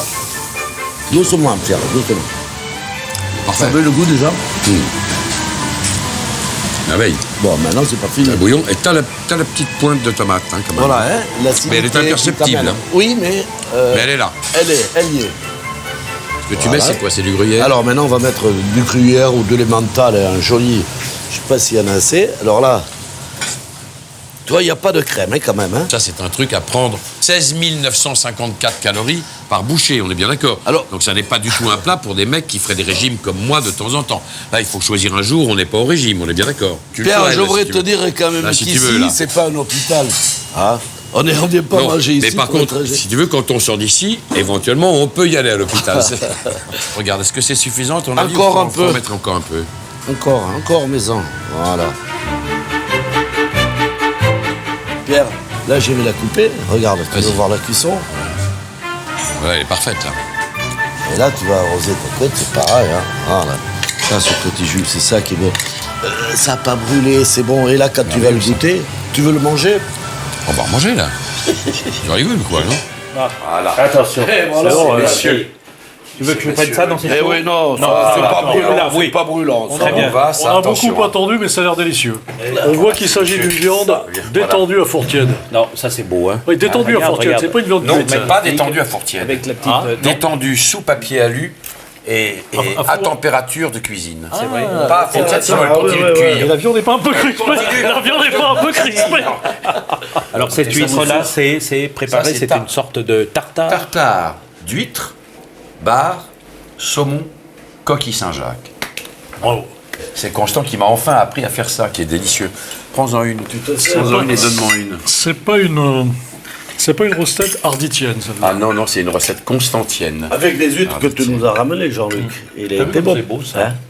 Ben, Tu regarde. sais qu'il m'a raconté qu'il se levait à 5h du matin parfois pour aller chercher chez le poissonnier les choses Non, pendant que toute pas la le matin, couvée est 5 en train de dormir. Ah, mais je cuisine la nuit, moi. Oui. Ah ouais. Quand je fais régime. Quand j'ai faim. Donc tu cuisines rien. Non, je cuisine, mais je mange pas. Je lis des livres de cuisine, je regarde la recette, je me dis putain, ça doit être vachement bon ça. Et une fois que j'ai lu la recette, j'ai l'impression que j'ai mangé, donc j'ai plus faim. Quand je pousse la perversité jusqu'à me lever, si j'ai des ingrédients comme ça, faire la recette, la regarder, en prendre une tête de fourchette en me disant c'est bon. Il faudra que je refasse ça un jour. Un jour qui fera jour. Le jour où il fera jour. Le jour où il fera Le jour où il sera plus au régime. C'est génial, ça te calme complètement la faim, ça. Formidable après. Ouais. Je m'invite à la table.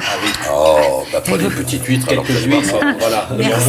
Merci. Non mais vous faites souvent ensemble là des festins pareils? Mais c'est vrai qu'on improvise toujours ces rencontres. En général, moi j'aime bien, je suis un as du téléphone. Et puis, avec Kefelec, on se voit au moins 3 fois par semaine. Avec le chef de Bousquetaire, c'est aussi parce que c'est notre bureau. Il y en a qui ont des bureaux métalliques avec des secrétaires autour d'eux. Nous, notre bureau, c'est la table avec Yann. Et alors, le plus dur à avoir, et bien sûr l'ami Pierre, mais qui est un tel acteur qui est pris comme ça tout le temps et qui dit toujours oui à l'invitation. Il est sensationnel, il dit toujours oui à l'invitation. Tu parles. C'est pour ça que je fais des régimes, d'ailleurs, parce qu'ils me font grossir quand je repère. Sérieusement, vous levez la nuit pour cuisiner oui, sérieusement, et vous venez prendre des cours de cuisine comme on vient de le voir. Des cours avec Christian. Non, mais avec ça fait Christian. longtemps que je voulais qu'il me montre comment on fait le tartare d'huître, qui est absolument merveilleux, et comment on cuit correctement, mieux que correctement, une belle côte de bœuf que, en général, je rate une fois sur 2 parce que c'est jamais bien. Voilà, donc il m'a montré maintenant, enfin, je sais comment je dois faire. Mais parce que chez vous, c'est vous qui cuisinez. C'est moi qui cuisine essentiellement, oui. Oui, comme beaucoup d'hommes. Yann. Mais moi aussi, je cuisine. Et sans vouloir faire de concurrence à mon ami Pierre, c'est vrai que j'ai aussi ma technique de cuisson de la côte de bœuf. D'ailleurs, on pourra comparer nos méthodes et je suis sûr qu'elle est très bonne aussi. C'est délicieux de faire la cuisine pour les gens qu'on aime. C'est absolument. On se lève, on va faire les courses dans les endroits où il faut aller acheter les légumes, il faut acheter la viande, il faut acheter les poissons. On rentre, tout le monde dort, et puis petit à petit, on coupe, on découpe, on machin, on se dit qu'on présentera ça comme ça. Et puis quand tout le monde se réveille, ils prennent les cafés et ils attendent à 13h comme des oisillons. Qui attendent qu'on régurgite la bouffe. C'est une messe. Surtout que je vous ai entendu souvent dire, vous Jean-Luc Petit-Renaud, que vous aimiez bien cuisiner pour rendre dingue votre épouse. Mais non, mais c'est vrai que c'est tellement beau parce que si c'est bien cuisiné, comme le raconte très bien Pierre qui cuisine aussi pour des femmes, c'est quand il est chez lui. Même essentiellement pour des femmes. Eh ben oui, mais ça c'est beau parce que c'est un travail, c'est un bel exercice de séducteur. D'où vous vient d'ailleurs à tous les quatre cette passion de la cuisine? Alors, Pierre. Moi, c'est comme beaucoup de comme Christian, ça vient de ma mère et beaucoup de ma grand-mère qui faisait des volailles absolument extraordinaires sur un petit four comme ça. Et alors, elle m'a habitué. Étiennette, oui, Mémé Étiennette. Et alors, quand on lui disait Mémé, on veut du poulet, elle disait mon chéri, oui, bien sûr. Elle descendait et elle faisait du poulet, mais elle ne faisait pas du poulet. Elle faisait un poulet par personne. C'est-à-dire, quand on voulait un poulet, chaque enfant avait son poulet. Oui, parce qu'un enfant a envie de manger une cuisse, puis il a envie de manger une aile. Puis quand le poulet sort bien chaud, elle servait le morceau de blanc tout de suite avec la peau croustillante, tout de suite pendant qu'il est chaud, parce qu'après ça durcit le blanc. Bon, donc ça, j'ai été élevé comme ça. Donc c'est des goûts de l'enfance. Donc après, je ne fais qu'essayer de reproduire ça en beaucoup moins bien d'ailleurs, mais je cours derrière. Mais en fait, ils mangeaient l'offrande de la grand-mère. C'était Étiennette qu'ils étaient en train de croquer, plus que les poulets. Il y avait un poulet, ils étaient 9 à table, il y avait 9 poulets, mais c'était Étiennette. Il y avait des poulets, des canards et des pigeons. Voilà. Mais c'est ça, poulet, canard, pigeon. La table, c'est comme ça. Oui, exactement. On mange nos grand-mères. Alors, Pierre Arditi, c'était sa grand-mère. J'imagine que pour beaucoup d'entre nous, c'est la grand-mère. Chez moi, c'était l'arrière-grand-mère. J'ai eu la chance de connaître mon arrière-grand-mère, qui s'appelait Annette, probablement Anna. Elle avait 94 ans, et à 94 ans, elle marchait sur 2 cannes.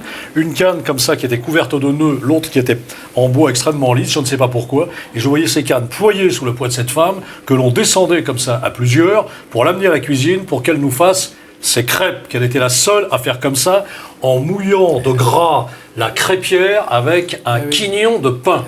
Aujourd'hui encore, si vous voulez, même si je vais vers une côte de bœuf, j'ai le souvenir de cette femme qui a créé chez moi cette espèce d'arborescence des papilles et de désir de manger, de croquer la vie, ma grand-mère avec ses cannes, et aussi la grand-mère de Pierre Arditi au passage. Allons enfants de la patrie.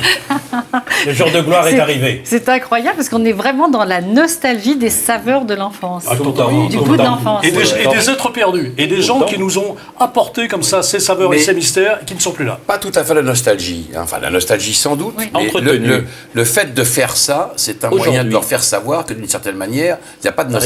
Il y a au contraire quelque chose qui fait qu'elles sont assises à côté de nous. Christian Constant, justement, moi, c'est un peu le pareil. chef étoilé.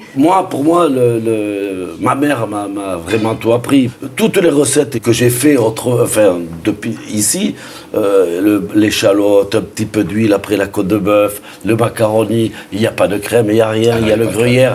Et elle m'a donné la passion. Quand on allait à la maison, quand on mangeait à la maison, tout le monde se régalait, quoi. Non, mais Denise était quelqu'un qui avait de beaux produits à la table. Voilà, non, mais ce que je veux dire, c'était la maman. Denise, c'est ma maman qui m'a appris à faire la cuisine. Vous connaissez le gratin de macaroni. Si j'ai une héroïne dans ma vie, il y en a qui ont Carla Bruni, moi j'ai Denise dans ma vie, et qui est une dame absolument extraordinaire parce qu'elle ne fait pas la cuisine, elle la roucoule. Christian, toi aussi, tu roucoules ta cuisine aussi, Je la roucoule pas comme c'est un truc de famille. On la faute de moi, les autres là. Mais c'est marrant parce que voilà, c'est une cuisine qu'on peut palper. Voilà, ça, c'est beau, c'est du gratin, c'est un macaroni. Je n'ai pas envie que la nourriture soit intéressante. Elle est seulement là, pas pour m'intéresser, mais pour me procurer une sorte de plaisir d'embrasser le monde à pleine main. C'est-à-dire de prendre ce morceau de viande, comme je prendrais un enfant dans les bras, et de faire ça. Voilà. Et là, vous voyez, j'ai embrassé le monde. Alors, c'est ça qui me plaît. Ça veut dire qu'à un moment donné, je peux manger une côte de bœuf comme ça, pour moi tout seul, j'ai envie avec un je peux vous dire que je lui fais... Ah ouais. Quelquefois, le samedi, il m'appelle pour me commander 2 volailles. Alors je lui dis, mais combien vous êtes 4, 8 ? Non, il me dit, je suis Evelyne et moi 2. Donc il prend 2 volailles. Avec votre épouse, tous les deux. C'est ma grand-mère, une volaille par tête de pied. Et alors Mais alors, dites-moi, quand on est comédien, il faut pouvoir jouer le soir, être un peu svelte. Comment vous faites alors Un peu svelte, je vous l'ai dit, je fais des régimes. Alors après, je m'affame. Évidemment, ce sont les périodes qui ne sont pas agréables du tout. Mais bon, je ne peux pas non plus arriver obèse en scène. Et Yann, alors votre truc pour rester juste en forme pour écrire? Moi, j'aime tous les bonheurs des sens. C'est-à-dire qu'à la fois, j'aime manger, mais j'aime aussi énormément le sport. Et c'est vrai qu'après une belle transpiration, passer à table et se... Quel sport tu pratiques, Yann? Dis-moi, c'est très joli. Est-ce qu'on peut le refaire, ça? Parce que quand même, l'hypocrisie, tout à ce point-là, c'est de la franchise. Bon alors, vas-y. Donc tu fais du sport, donc tu transpires. Je fais toutes les semaines et parfois 3 fois par semaine. 100 mètres. Je fais, non, pas du tout, je cours. Sinon, si tel n'était pas le cas, je pèserais 150 kilos avec ce que je mange. Et il arrive toujours en retard pour le manger, lui. On ne peut jamais évoquer mon faible cas sans dire que je suis en retard lorsque j'arrive à table. Yann, donc pour finir, il est exact qu'on ne se contente pas de manger, même de manger nos grands-mères lorsque nous sommes ensemble et que nous dégustons. Il y a aussi tout un partage comme ça de nos préoccupations professionnelles. Mais il est certain qu'à table, nous remettons sans cesse comme ça en question ce que nous sommes et ce que le monde est autour de nous. Et ça donne un sens qui n'est pas simplement gastronomique au fait de partager cette amitié. Dites-moi, vous connaissez depuis combien de temps tous les quatre? C'est Jean-Luc qui nous a fait plus ou moins rencontrer. Jean-Luc qui nous fait connaître. Oui, je pense. C'est Jean-Luc le rassembleur. C'est toi, Pierre a écrit il y a 20 ans, alors que je n'étais pas du tout connu, 22 ans, une première préface à un livre que j'écrivais. Il a dit oui, je veux bien. Le guide du casse-croûte. Voilà. Yann aussi. J'ai écrit la même préface, exactement la même, pour le même livre. C'est formidable, il y a 22 ans. 2 ans après, mais c'était un vrai breton. Et du coup, on ne s'est plus quitté. Et Christian Christian, oh là là, je goûtais tous ses plats quand il était chef de palace. Chef au crayon. Il appelait et il disait viens goûter. Viens goûter ce plat. Du coup, on s'est tous construits comme ça. On a toujours eu envie de faire la mayonnaise ensemble, quoi. Cette bande-là, c'est une Mais vous catastrophe. savez, Mireille, il y a un truc quand même qui est formidable, c'est que dès qu'on a fini le dernier petit sablé, que les voitures sont parties et qu'on termine un café, eh ben déjà on se manque les uns aux autres. On se téléphone. On se téléphone, on dit t'es où? Tu veux pas juste qu'on reprenne un petit verre juste pour éviter que ça s'arrête. L'idée que ça s'arrête. Ça ne s'arrête pas. La phrase d'Antoine Blondin, c'est « Le zinc est un métal conducteur d'amitié ». C'est très beau. Bien. Au revoir, à plus tard, à beaucoup plus tard. Peut-être. Si je veux, si je veux. 9h du matin sur le marché de Châteaudun dans l'Eure-et-Loire. Ici, c'est le fief de Jean-Pierre Coff. C'est là que nous le retrouvons pour tenter une expérience à la fois festive et économique. Pour les fêtes, on va essayer de se lancer un défi. Faire un repas de fête pas trop cher. Évidemment, j'aimerais qu'on ne dépasse pas 10 €, mais ça va être difficile. Une entrée, un hors-d'œuvre, un plat, un dessert. Donc pour 4 personnes, on va essayer de faire ça. Franchement, 10 €, je suis pas sûr. Hein, mais... à 15 alors. Oui, 15. Je prends le pari, mais... Allez, on y va, Jean-Pierre. On va voir. Ah, bonjour monsieur. Vous allez bien? Je voudrais des foies de volaille.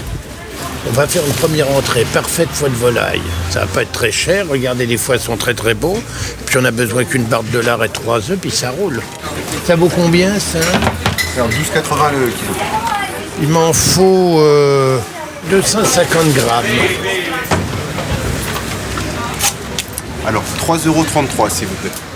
La dernière fois que je suis venu, c'était 3,26. Vous avez augmenté depuis? Non mais il y a peut-être 10 grammes de plus. Merci. Et voilà 5. Merci monsieur. Merci. On est entamé hein, déjà. Rendez-vous ensuite chez le boucher charcutier pour acheter les boudins blancs pour la deuxième entrée et un rôti de dinde pour le plat principal. Pourquoi il est déjà en promo celui-là? Parce que toutes les semaines je fais une promotion. Ah bah ça tombe bien, tiens, donnez-moi... Il pèse combien pièce? Voilà, 115 grammes. J'en veux 2. Il n'est pas en promo votre filet de dinde par hasard? Ah non, il n'est pas en promotion, non. Ah ça m'arrange. Il y a déjà pas mal de promos, je pense. Enfin, vous allez m'en donner quand même un peu du filet de dinde? En escalope ou en Non, morceaux? non, je voudrais entier. Entier. De combien, monsieur? Bah, on est 4, bien servis. 800 grammes, ça serait bien. 800 grammes. Je voudrais bien quelques autres veaux. Quelques autres de vous. Pour mettre dans le fond, vous voyez, ça va faire le moelleux. La sauce. Voilà, les petits os. Ah, c'est parfait. Oh, puis il y a de la moelle. Les os à moelle. Vous êtes gentil, vraiment. Les os, c'est gratuit. Hein. Vous êtes Aujourd'hui, gentil. c'est parce que c'est jeudi. Hein. L'idée, c'est de faire festif quand même. Alors la dinde, ben, c'est un peu festif quand même si c'est pas la belle grosse dinde dans l'imagerie populaire qu'on tire du four, mais... 12,78. Allez-y. Payez-vous, monsieur. Et 13. Merci, monsieur. Merci. Bonne journée. Au revoir. Au revoir, Merci, monsieur. Voilà, après la viande, il reste à acheter les fruits. Des bananes pour aller avec le boudin blanc, des oranges pour accompagner la dinde et des pommes pour la charlotte du dessert. Elles valent combien? 1,50. 1,50. Non, ben non. Mais Jean-Pierre semble perplexe. Qu'est-ce qui se passe, Jean-Pierre? Je cherche des pommes, mais moi j'en ai vu sur le marché, pas ici, mais sur d'autres marchés à 0,50, des pommes de région. Et là, je vois rien, je vois 3,23, 2,90, 3,30, 4 €. Merde, c'est trop cher pour payer 1 kilo de pommes. Surtout que ça vient de je ne sais où. Alors, faut chier, je voudrais des pommes au marché, moi, merde. Ah bah voilà. Bonjour madame. 1 €, c'est bien. Il va me faire le même effet pour cuire. C'est le même effet que si je les prenais à 1,50 ou à 2,40. Je vois vraiment pas pourquoi j'irais claquer du fric bêtement. Jean-Pierre est content, il a trouvé ses 3 pommes pour 50 centimes. Il a aussi acheté 3 oranges pour 1,50 € et 6 bananes pour 1 €. Ça c'est parfait. J'en ai besoin de 3, mais là il y en a 6. Faire des économies, c'est un travail de tous les instants. C'est pas, on peut pas aller faire son marché comme on le faisait dans le temps, au coup de cœur, en disant oh, ça me plaît, pas s'occuper du prix et passer. C'est fini ce temps-là. Il faut être attentif. On est en temps de guerre. Considérer qu'on est en temps de guerre, en temps de restriction, on fait attention dans le temps. Et bien c'est pareil. Et c'est que comme ça qu'on s'en sortira et pas autrement. Mais Jean-Pierre Coff ne se laisse pas abattre pour autant. Alors, ouvrez, moi le 1990. Tu vends du poisson et en même temps tu offres des coups à boire. Ah bah oui. C'est génial. Ben écoute-moi, c'est quand même pas bien. C'est aussi sympa que de faire une ristourne. Allez, mangez de la... Puis ça me coûte moins cher. À propos de ristourne, Jean-Pierre, et notre défi à 15 €, ça a marché? Pas trop mécontent quand même. Enfin, c'est pas génial. J'aurais voulu qu'il nous reste quelque chose, mais je crois qu'on a dépassé d'1 euro peut-être ou à 2 €. Je crois pas plus. On a tout. Mais enfin bon, on fait ça au début du marché. J'essaie de me trouver des excuses pour pas avoir réussi mon coup. Mais bon, moi je vous conseille d'aller en cuisine là maintenant. On va voir ce qu'on peut faire quand même avec tout ça, non? Hein? C'est bon. On y va? On y va. À tout de suite. Mais avant de retrouver Jean-Pierre en cuisine, nous allons découvrir qu'il existe d'autres façons de faire des économies. C'était un petit jardin qui sentait bon le métropolitain. Le jardin que chante Jacques Dutronc existe bel et bien au fin fond du 14e arrondissement de Paris. Cultiver son petit lopin de terre en pleine ville, c'est un rêve devenu réalité pour quelques centaines de Parisiens. Et les premiers froids de l'automne n'empêchent pas Corinne et Samantha de venir entretenir leur petite parcelle. Ça va? Je crois que demain il va pleuvoir, le compost c'est foutu. Oui, peut-être. Bon, allez au travail. Oui, je vais. Bon courage. Toi aussi. Là, on prépare le jardin pour l'hiver. Donc il y a beaucoup plus de travail finalement qu'en été. Il faut tailler les lavandes, il faut arracher certaines plantes, il faut tout tailler, il va falloir fumer la terre, il y a plein de choses à faire. Même si chaque jardinier n'a droit qu'à 2 mètres carrés, cela semble quand même suffisant pour faire de belles récoltes. J'ai fait potiron, potimarron, courgettes de Nice, pâtisson, haricots verts, petits pois, carottes. Il y a le plaisir, parce qu'on est quand même fiers de ce que l'on fait, de ce qu'on a planté, de ce qu'on a récolté. Mais il y a aussi, c'est que ça fait du bien au porte-monnaie. Et puis, franchement, ça n'a vraiment pas le même goût que ce que vous achetez au marché ou en grande surface. Ça n'a strictement rien à voir. Et ce n'est pas la location de la parcelle qui alourdit le budget. Chacune des 115 familles du jardin partagé s'acquitte de 25 € par an pour pouvoir bêcher et planter. De quoi faire des envieux. Et on a à peu près 42 familles en liste d'attente. Donc il y a un petit turnover à peu près de 10% par an. Je vous laisse faire le calcul. C'est pire qu'une demande d'un appartement parisien, un HLM parisien. Chacun respecte la parcelle de l'autre? Non. Non. Jamais. C'est ça qui est intéressant justement. Non, puis Patrick il fait pousser des tomates, c'est nous qui les mangeons. C'est mieux. Comme ça il n'en voit jamais la couleur et après il râle. En tout cas, pour les gens de la ville, avoir un petit bout de jardin, cela permet aussi de redécouvrir le rythme des saisons et donc de mieux consommer. On essaye de ne pas acheter, comme j'ai vu aujourd'hui sur le marché, des fraises en plein mois de novembre. On achète des fruits de saison tout simplement. C'est vrai que les fraises en novembre, elles ont du mal à rougir. Les jardins partagés de la ville de Paris permettent aussi de se retrouver entre voisins. Au jardin nomade, dans le 11e arrondissement, quand il n'y a plus de légumes à récolter, Laurence et ses amis les achètent au marché et organisent une grande soupe d'hiver pour tout le quartier. Allez, on y va? On y va à la pluche. On commence par les potimarrons. Les oignons. Potimarrons, oignons, après les poireaux. Et ça, on enlève, hein, Tata. Je pourrais avoir un couteau un peu plus coupant? Une fois par mois, on fait une soupe. De manière à ce que ce jardin vive un peu l'hiver, parce que l'été, il n'y a pas de problème. Les jardiniers sont là, jardinent, le soir il y a les apéros, les enfants jouent. Mais dès qu'il commence à faire un peu froid, il est un peu mort. L'idée de cette soupe, c'est aussi d'utiliser les légumes de saison. Et à l'entrée de l'hiver, la star des légumes, c'est le potimarron. Même s'il ne se laisse pas facilement apprivoiser. Donc là, ça c'est une punition. Hein. Mais normalement, on avait le prof de gym du collège qui devait venir nous aider. Nous, on est très pour on vit comme avant. Hein? Vous êtes vieille, hein, vous n'êtes pas toute jeune. Oh, c'est sûr, mais on a quand même grandi avec les conserves, avec les surgelés, les plats trop frais. Ah ouais, mais alors moi, j'arrive plus à les digérer, ces trucs-là. Hein. Ah, voilà. S'il reste du potimarron, les filles, il va falloir. Et un tout petit peu de carottes. Cette soupe de légumes a beau être faite avec des légumes de saison, cela n'empêche pas Laurence de constater que tout est devenu cher. Avant, avec 20 €, on faisait 2 repas, quoi. Maintenant, rien du tout, quoi. Rien, c'est très très impressionnant. Est-ce que justement le fait que les choses maintenant coûtent plus cher, est-ce que ça change la façon de manger? On mange moins de viande, par exemple. Moi, c'est net, hein, j'ai pas acheté un bout de viande depuis je sais pas combien de temps. À part du poulet, à part des escalopes de poulet, j'ai pas acheté un bout de viande depuis longtemps. Potimarron la soupe ce soir. Que potimarron? Tu sais ce que c'est que potimarron? À ton avis, c'est quoi un potimarron? Bah, c'est de la soupe au marron. C'est super, mais attends, mais il y a la queue. Trop bien. Le potimarron, c'est ça. Le potiron, il a vraiment un goût bien particulier. Et en plus, ça sent super bon. Hein. C'est dommage. Pourquoi c'est dommage? Parce que vous le sentez pas. Ah, vous devriez la goûter, elle est super bonne. Vraiment.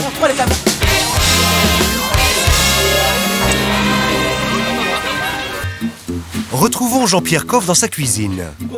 Premier plat de notre menu de réveillon, un parfait de foie de volaille que l'on confectionne 2 jours avant pour qu'il ait plus de goût. Alors d'abord, les foies de volaille, 250 grammes, canard, lapin, tout ça mélangé. Ensuite, on a 200 grammes de crème liquide, surtout 3 œufs, un peu de sel, un peu de poivre, un peu de 4 épices pour peut-être secouer ça, et 200 grammes de lard gras. Et puis, une poignée de raisin de Corinthe. Donc on s'y prend 48 heures à l'avance, on est bien d'accord, pour faire dégorger les foies de volaille. Et tous ces ingrédients-là, ça va dans le mixeur. Psst, tout ensemble. Là maintenant, je vais rajouter la crème fraîche, comme vous voyez. Je vais rajouter les raisins de Corinthe. On fait tremper, macérer dans du Porto. Et je vais saler. Faut pas avoir peur de mettre du poivre, pas trop, mais... Alors que par contre, là, 4 épices... C'est quoi, c'est 2 petites pincées, ça? Parce que c'est vous, j'en mets 3. Et là, alors maintenant, la terrine est remplie, elle est prête à aller au four. Je verse un peu d'eau dans un plat pour faire le bain-marie. Et puis, je l'enfourne 1 heure, pas plus. Ensuite, vous allez rentrer ça au réfrigérateur pour 48 heures et l'oublier complètement. Il faut que ça rassisse. Il faut que les parfums s'entremêlent pour que ça ait du caractère. Et après, je le sers avec du pain grillé. Vous tartinez. C'est tout, mes enfants. Et quand c'est bon, je sais pas pourquoi je résiste pas. Eh bien, bon appétit, Jean-Pierre. Et à tout à l'heure pour la suite du menu. Les bons produits, c'est aussi la préoccupation première de Vivien Lamouret, maraîcher dans les Yvelines. À 34 ans, ce jeune cultivateur exploite 1,5 hectare de légumes bio. J'utilise aucun désherbant, aucun insecticide, ni fongicide, etc. Ce qui permet à la plante de pousser à son rythme. Et elle est moins gorgée d'eau, elle a vraiment plus de goût. Il y a beaucoup plus de matière sèche dans un légume bio que dans un légume non bio. Après les avoir vendus pendant des années sur les marchés, Vivien réserve aujourd'hui ses légumes à une AMAP, c'est-à-dire une association pour le maintien d'une agriculture paysanne, avec d'un côté le producteur et de l'autre les consommateurs. Oui, j'ai bien dit les consommateurs. Effectivement, les gens se définissent comme consommateurs, c'est-à-dire qu'ils deviennent acteurs de leur consommation, quoi, et non pas l'inverse. Ils peuvent vraiment mettre un visage sur la personne qui leur apporte les légumes toutes les semaines. Mais ce n'est pas que pour la bonne tête du producteur qu'on devient membre d'une AMAP. Ce qui est vrai, c'est qu'en AMAP, les légumes sont récoltés de la journée et sont amenés directement aux consommateurs, donc ils ne sont pas fripés, ils sont frais, voilà, c'est vraiment un produit frais qui est amené du producteur au consommateur. Chaque vendredi soir, Vivien prépare donc ses cajots de légumes qu'il va livrer à Paris pour les 60 adhérents de l'AMAP. Et ces légumes, il les bichonne.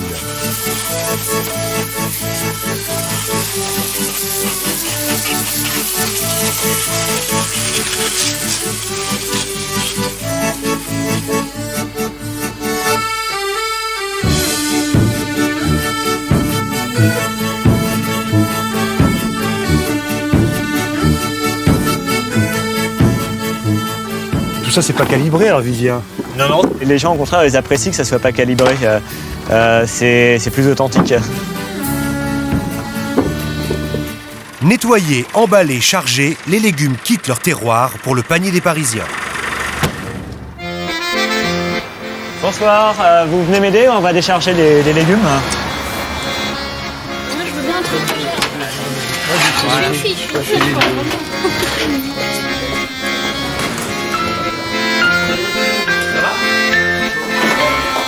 Parmi les 60 clients de Vivien, toutes les générations sont représentées. Denise, marchande de fromage sur les marchés, est à la retraite. Qu'est-ce qu'il nous a apporté notre maraîcher aujourd'hui? Tandis qu'à 26 ans, Blandine est urbaniste. Alors, comment ça fonctionne une AMAP? En fait, dans la MAP, on signe pour un panier à 11 € par semaine ou un panier à 16. Vu que je suis abonnée pour un panier à 11 €, bah, je sais que je peux prendre 1 kg de carottes, 1 kg de pommes de terre. Et une courge, 600 g de betterave, 600 g de navets et 1 kg d'oignons. Et pour 16 €, les quantités sont plus importantes et il y a quelques légumes en plus.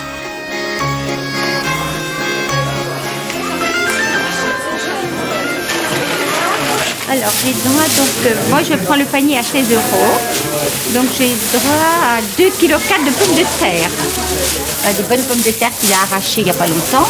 Est-ce que par exemple on peut prendre que les grosses et laisser les petites aux autres ou c'est pas poli? Non, ça se fait pas. Poli, hein, non. Non, parce qu'on peut faire des pommes de terre à la poêle et puis après on peut prendre des petites pommes de terre pour mettre autour d'un poulet. Bravo Denise. Et avec la courge, vous auriez aussi une recette? Je l'ouvre en deux. Je vais travailler de la ricotta avec des œufs que je remplis et au four.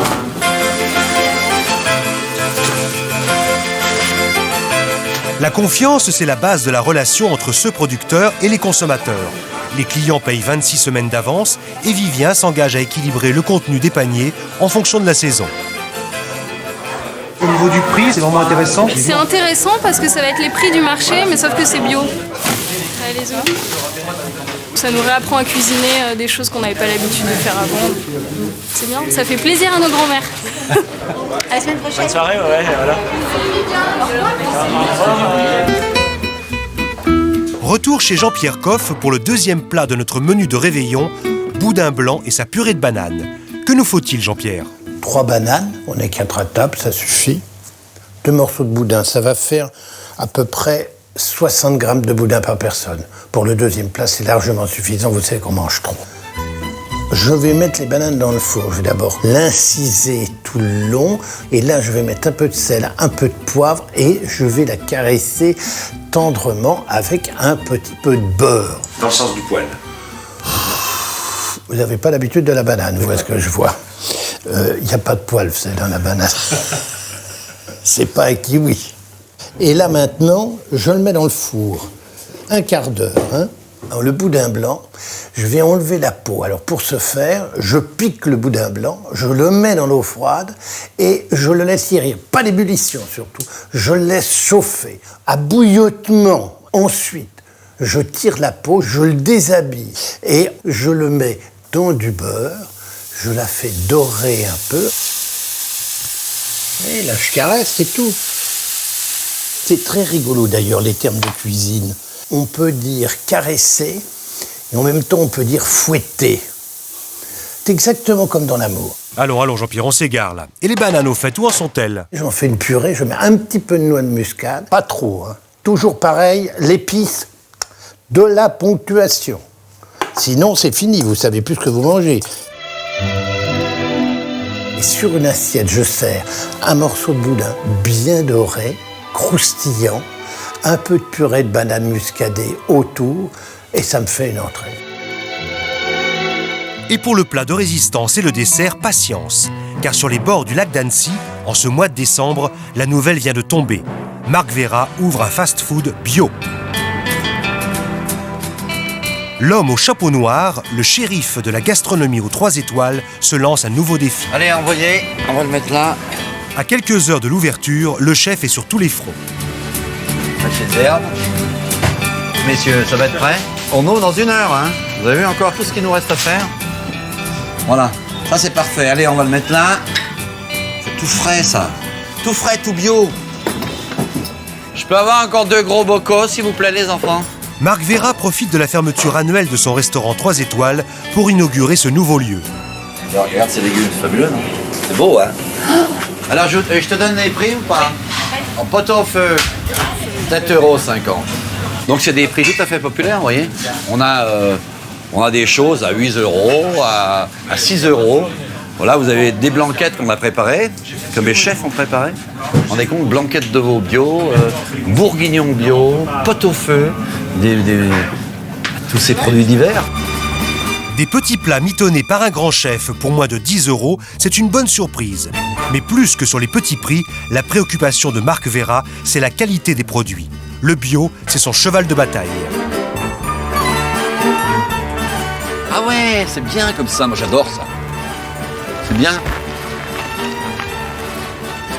Ah ouais, moi j'aime bien. Un vrai message. Ouais, c'est bien, bravo. C'est super. Ça claque, ça, c'est bien, ça. Ouais. Ça, c'est vrai, c'est du bonheur, ça. Prenons soin de notre santé.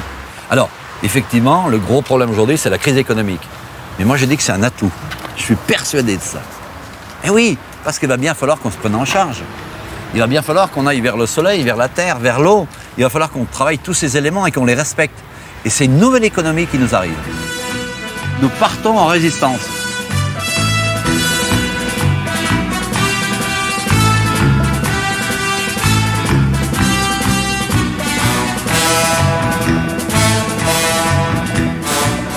C'est toute une chaîne, une résonance. Si vous produisez mieux, vous infectez moins la terre, si l'air sera plus respirable, l'eau sera plus potable, les nappes phréatiques seront moins encombrées. Enfin, ça va de soi. Et quand le militant enfile son tablier, dans la salle, place au cuisinier. Là, on passe aux choses sérieuses. Hein. Rentre devant. Goûtez la soupe de châtaigne, parce que je pense que ça doit être divin.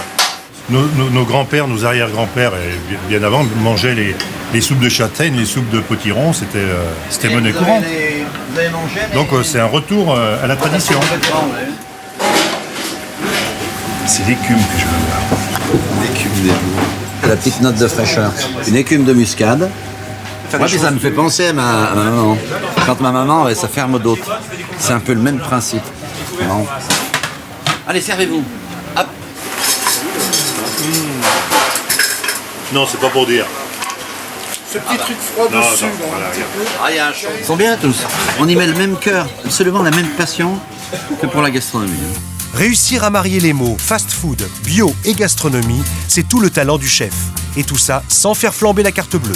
Mais attendez, on mange quand même chez Vera pour 10 €. C'est exceptionnel. Moi, j'ai voulu recréer ce que nous avions connu dans mon pays à Manigo, qui était extraordinaire. Ça s'appelait l'alimentation, le titre. Et l'alimentation, il y avait le bistrot. D'accord ? Donc, on mangeait un petit bout, on faisait nos courses. Il y avait une animation, une espèce d'effervescence, les gens se retrouvaient. En même temps qu'ils vont faire leurs courses, ils vont prendre un café, puis ils vont prendre les plats du jour, puis voilà. Ils les consomment sur place ou ils vont chez eux.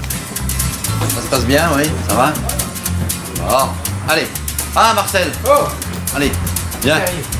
Tiens, je veux une soupe. Oh là, ça va faire du bien. Hein. Oh là. Voilà. Mission accomplie. Ouf.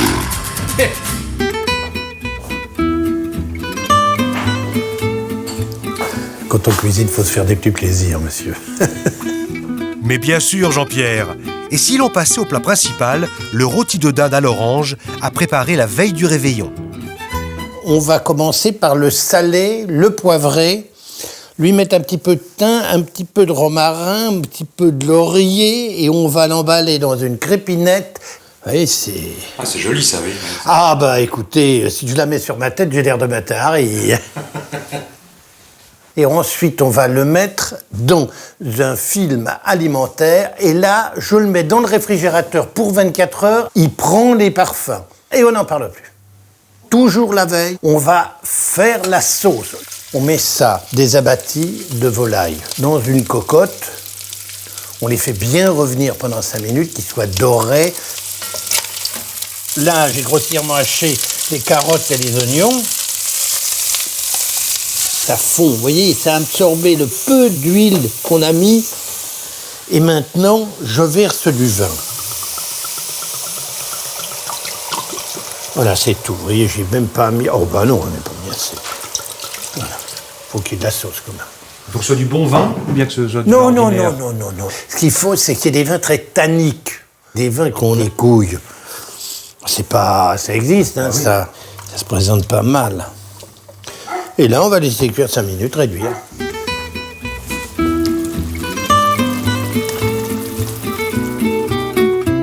j'ai mis dans le fond d'un plat qui va dans le four.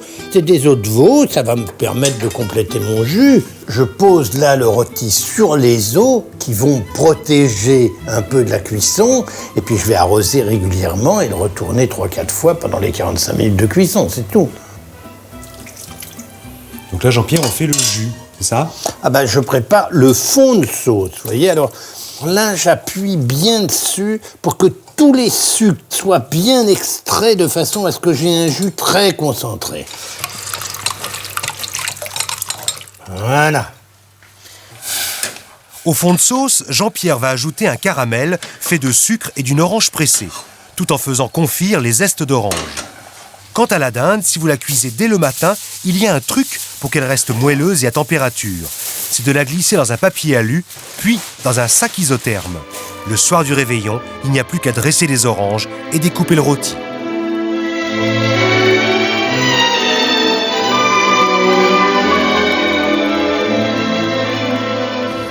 Et voilà, chère Mireille, le dessert. Ah, la fin de ce merveilleux repas. Charlotte aux pommes, c'est simple comme bonjour à faire. Vous dites que tout est simple, c'est vraiment simple. Mais bien sûr que c'est simple. C'est des pommes tranchées, un petit peu de cannelle, un petit peu de sucre, et puis c'est fini, ça cuit tout doucement. C'est magique, c'est magique. Il faut que ça soit magique, sinon on s'embête. mais dites-moi là, alors, ces merveilleuses choses, vous disiez pour 16 €.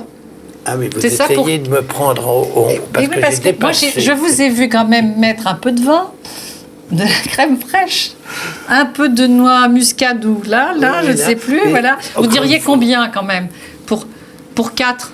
Allez. Ah, c'est pas 4. Ah, ce n'est pas pour 4. Non, si vous prenez ça, par exemple, vous voyez bien que ça, hein, vous en avez pour 6 quand même au moins. Bon, vous 8 même. C'est pas parfait de votre volaille. Oh, ça sent bon. Ah bah oui, c'était pour ça, pour bien que ça sente bon. Donc Paris réussi pour vous. Ouais. Bon, en tout cas, ça sent bon, c'est beau. Alors, ce que je voudrais savoir, Jean-Pierre Coff, c'est d'où vient cette passion de la bonne chair, de la nourriture saine? Alors, si vous permettez, je vois que vous me titillez, mais je vais rectifier. C'est ma passion, c'est le produit. C'est-à-dire en ce moment, ça... Produit de saison. Si on sait se débrouiller sur un marché, ça vaut 40 centimes ou 0,50 centimes d'euros. Pour les pommes, c'est la saison. Il ne faut pas acheter de pommes à 3 ou à 4 € qui arrivent d'Afrique du Sud et qui ont voyagé et qui ont passé 6 mois dans une chambre froide. Mais comment on sait qu'il faut choisir cette pomme-là et pas une autre? Ma pauvre Mireille, vous êtes en train de remettre en question toutes les règles de l'éducation nationale. Il faudrait inviter M. Darcos en lui demandant pourquoi, à l'école, en Angleterre, on apprend la cuisine aux enfants, on leur apprend les produits et pas à nous. Oui, moi qui vais souvent dans les écoles, je vous assure que je suis... Quand je sors d'une heure dans une école, je sors de là, je suis effondré, déprimé, parce que je dis aux mômes, dites-moi, le chocolat, il vient d'où ? Et le gamin, alors d'abord c'est le silence complet, puis au bout d'une minute, il y a un môme qui a le courage de lever la main, et il dit d'une tablette, monsieur. Tout le monde se fout de sa gueule, mais personne ne sait répondre. Moi, je suis convaincu, mais profondément convaincu, que si on connaît l'origine des produits, on apprend l'histoire de France, la géographie. Vous voyez, c'est cette éducation-là qui nous manque. Oui. Alors, simplement des conseils très simples, puisque vous disiez, il faut trouver sur le marché les produits de saison, à bas prix. Il faut acheter des produits de saison, c'est fondamental. Il faut cuisiner soi-même. Si vous achetez des plats cuisinés, vous êtes perdu. C'est pas le micro-ondes qui va vous sauver la vie, c'est la cocotte. Et ça coûte moins cher de cuisiner soi-même que d'acheter des plats tout prêts? Ah ben, je vais vous donner qu'un seul exemple. Tenez, c'est ça. Carotte râpée. Vous prenez cette carotte-là, vous la lavez parce qu'elle n'a pas besoin d'être épluchée. Vous la lavez simplement, vous la râpez. Et celle-là, si vous la faites chez vous, et si vous comparez le prix avec une carotte que vous avez achetée chez un charcutier ou dans une grande surface, il est de 633%. Ça veut dire que plus jamais maintenant, par ces temps de crise, vous ne pourrez acheter de la carotte râpée à l'extérieur. Comment se fait-il, Jean-Pierre, que vous connaissiez si bien les prix? Mais parce que vous me faites rigoler, je vais sur le marché. Mais oui, mais j'ai vu sur le marché même 10 centimes, 1 centime d'écart, vous notez tout.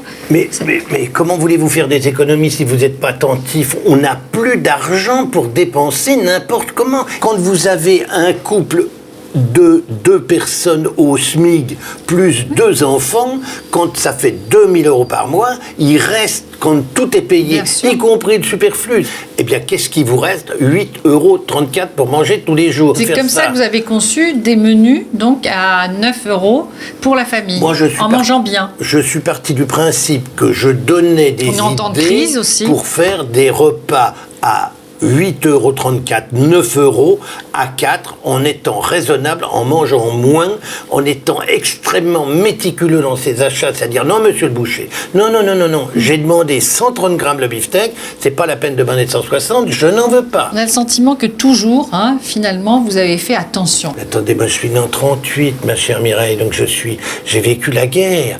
On n'avait rien à bouffer, là, il fallait faire attention. Rien à manger. Ah mais nous, moi j'allais chercher des pissenlits sur le terrain de football. On avait une coine de lard qui nous faisait 3 plats de pommes de terre, parce que mon grand-père était maraîcher, qui nous apportait des pommes de terre en douce. Donc vous en sortiez comme ça. Ben, je sais ce que c'est que les restrictions. Donc on faisait de la mayonnaise sans huile et sans œufs. On faisait de la mayonnaise avec une béchamel, parce qu'on avait de la farine. On faisait des trucs comme ça. Et quand vous enfilez votre petit tablier vert, aujourd'hui vert, voilà, vert, vous pensez à quoi? À qui? Alors, je pense à ma grand-mère qui était cuisinière dans une maison bourgeoise. Je pense à la chance que j'ai de pouvoir cuisiner pour moi, parce qu'elle n'a jamais cuisiné pour moi. Elle cuisinait pour des bourgeois, enfin des aristocrates, à dire vrai, ou en tout cas qui se prétendaient tels. Et il y avait dans la famille des mômes qui avaient le même âge que moi. Et donc, moi, je voyais, imaginez que la Charlotte, je la voyais sortir de la cuisine pour aller dans l'office et ensuite dans la salle à manger. Tout le monde dans la salle à manger savait qu'il y avait un gamin de 5 ans qui était là, qui rêvait forcément de ça. Et une demi-heure après, revenait un plat vide, et moi qui ne pouvais mettre que mon doigt dedans. Donc, j'ai été frustré pendant toute mon enfance de nourriture, de gâteaux, de trucs comme ça. Donc, vous rattrapez, c'est ça. Maintenant, quand je mets le tablier, je dis c'est pour moi, mes amis, et personne n'en manque. Je vais vous dire, j'ai beaucoup d'espoir parce que je crois que cette crise que nous sommes en train de traverser va nous obliger à vivre des fêtes en solidarité et en échange. Respectons-nous les uns les autres et on passera l'année tranquille et puis on retrouvera des jours meilleurs. Eh bien, moi aussi, je vous souhaite de bonnes fêtes de fin d'année, Jean-Pierre. Et puis, je vous souhaite bien sûr à vous tous, téléspectateurs de France 3 et de TV5 Monde, de bonnes fêtes de fin d'année. Je vous retrouve à la rentrée sur France 3, bien évidemment. N'hésitez pas à vous abonner, ça ne coûte rien, et à commenter les vidéos.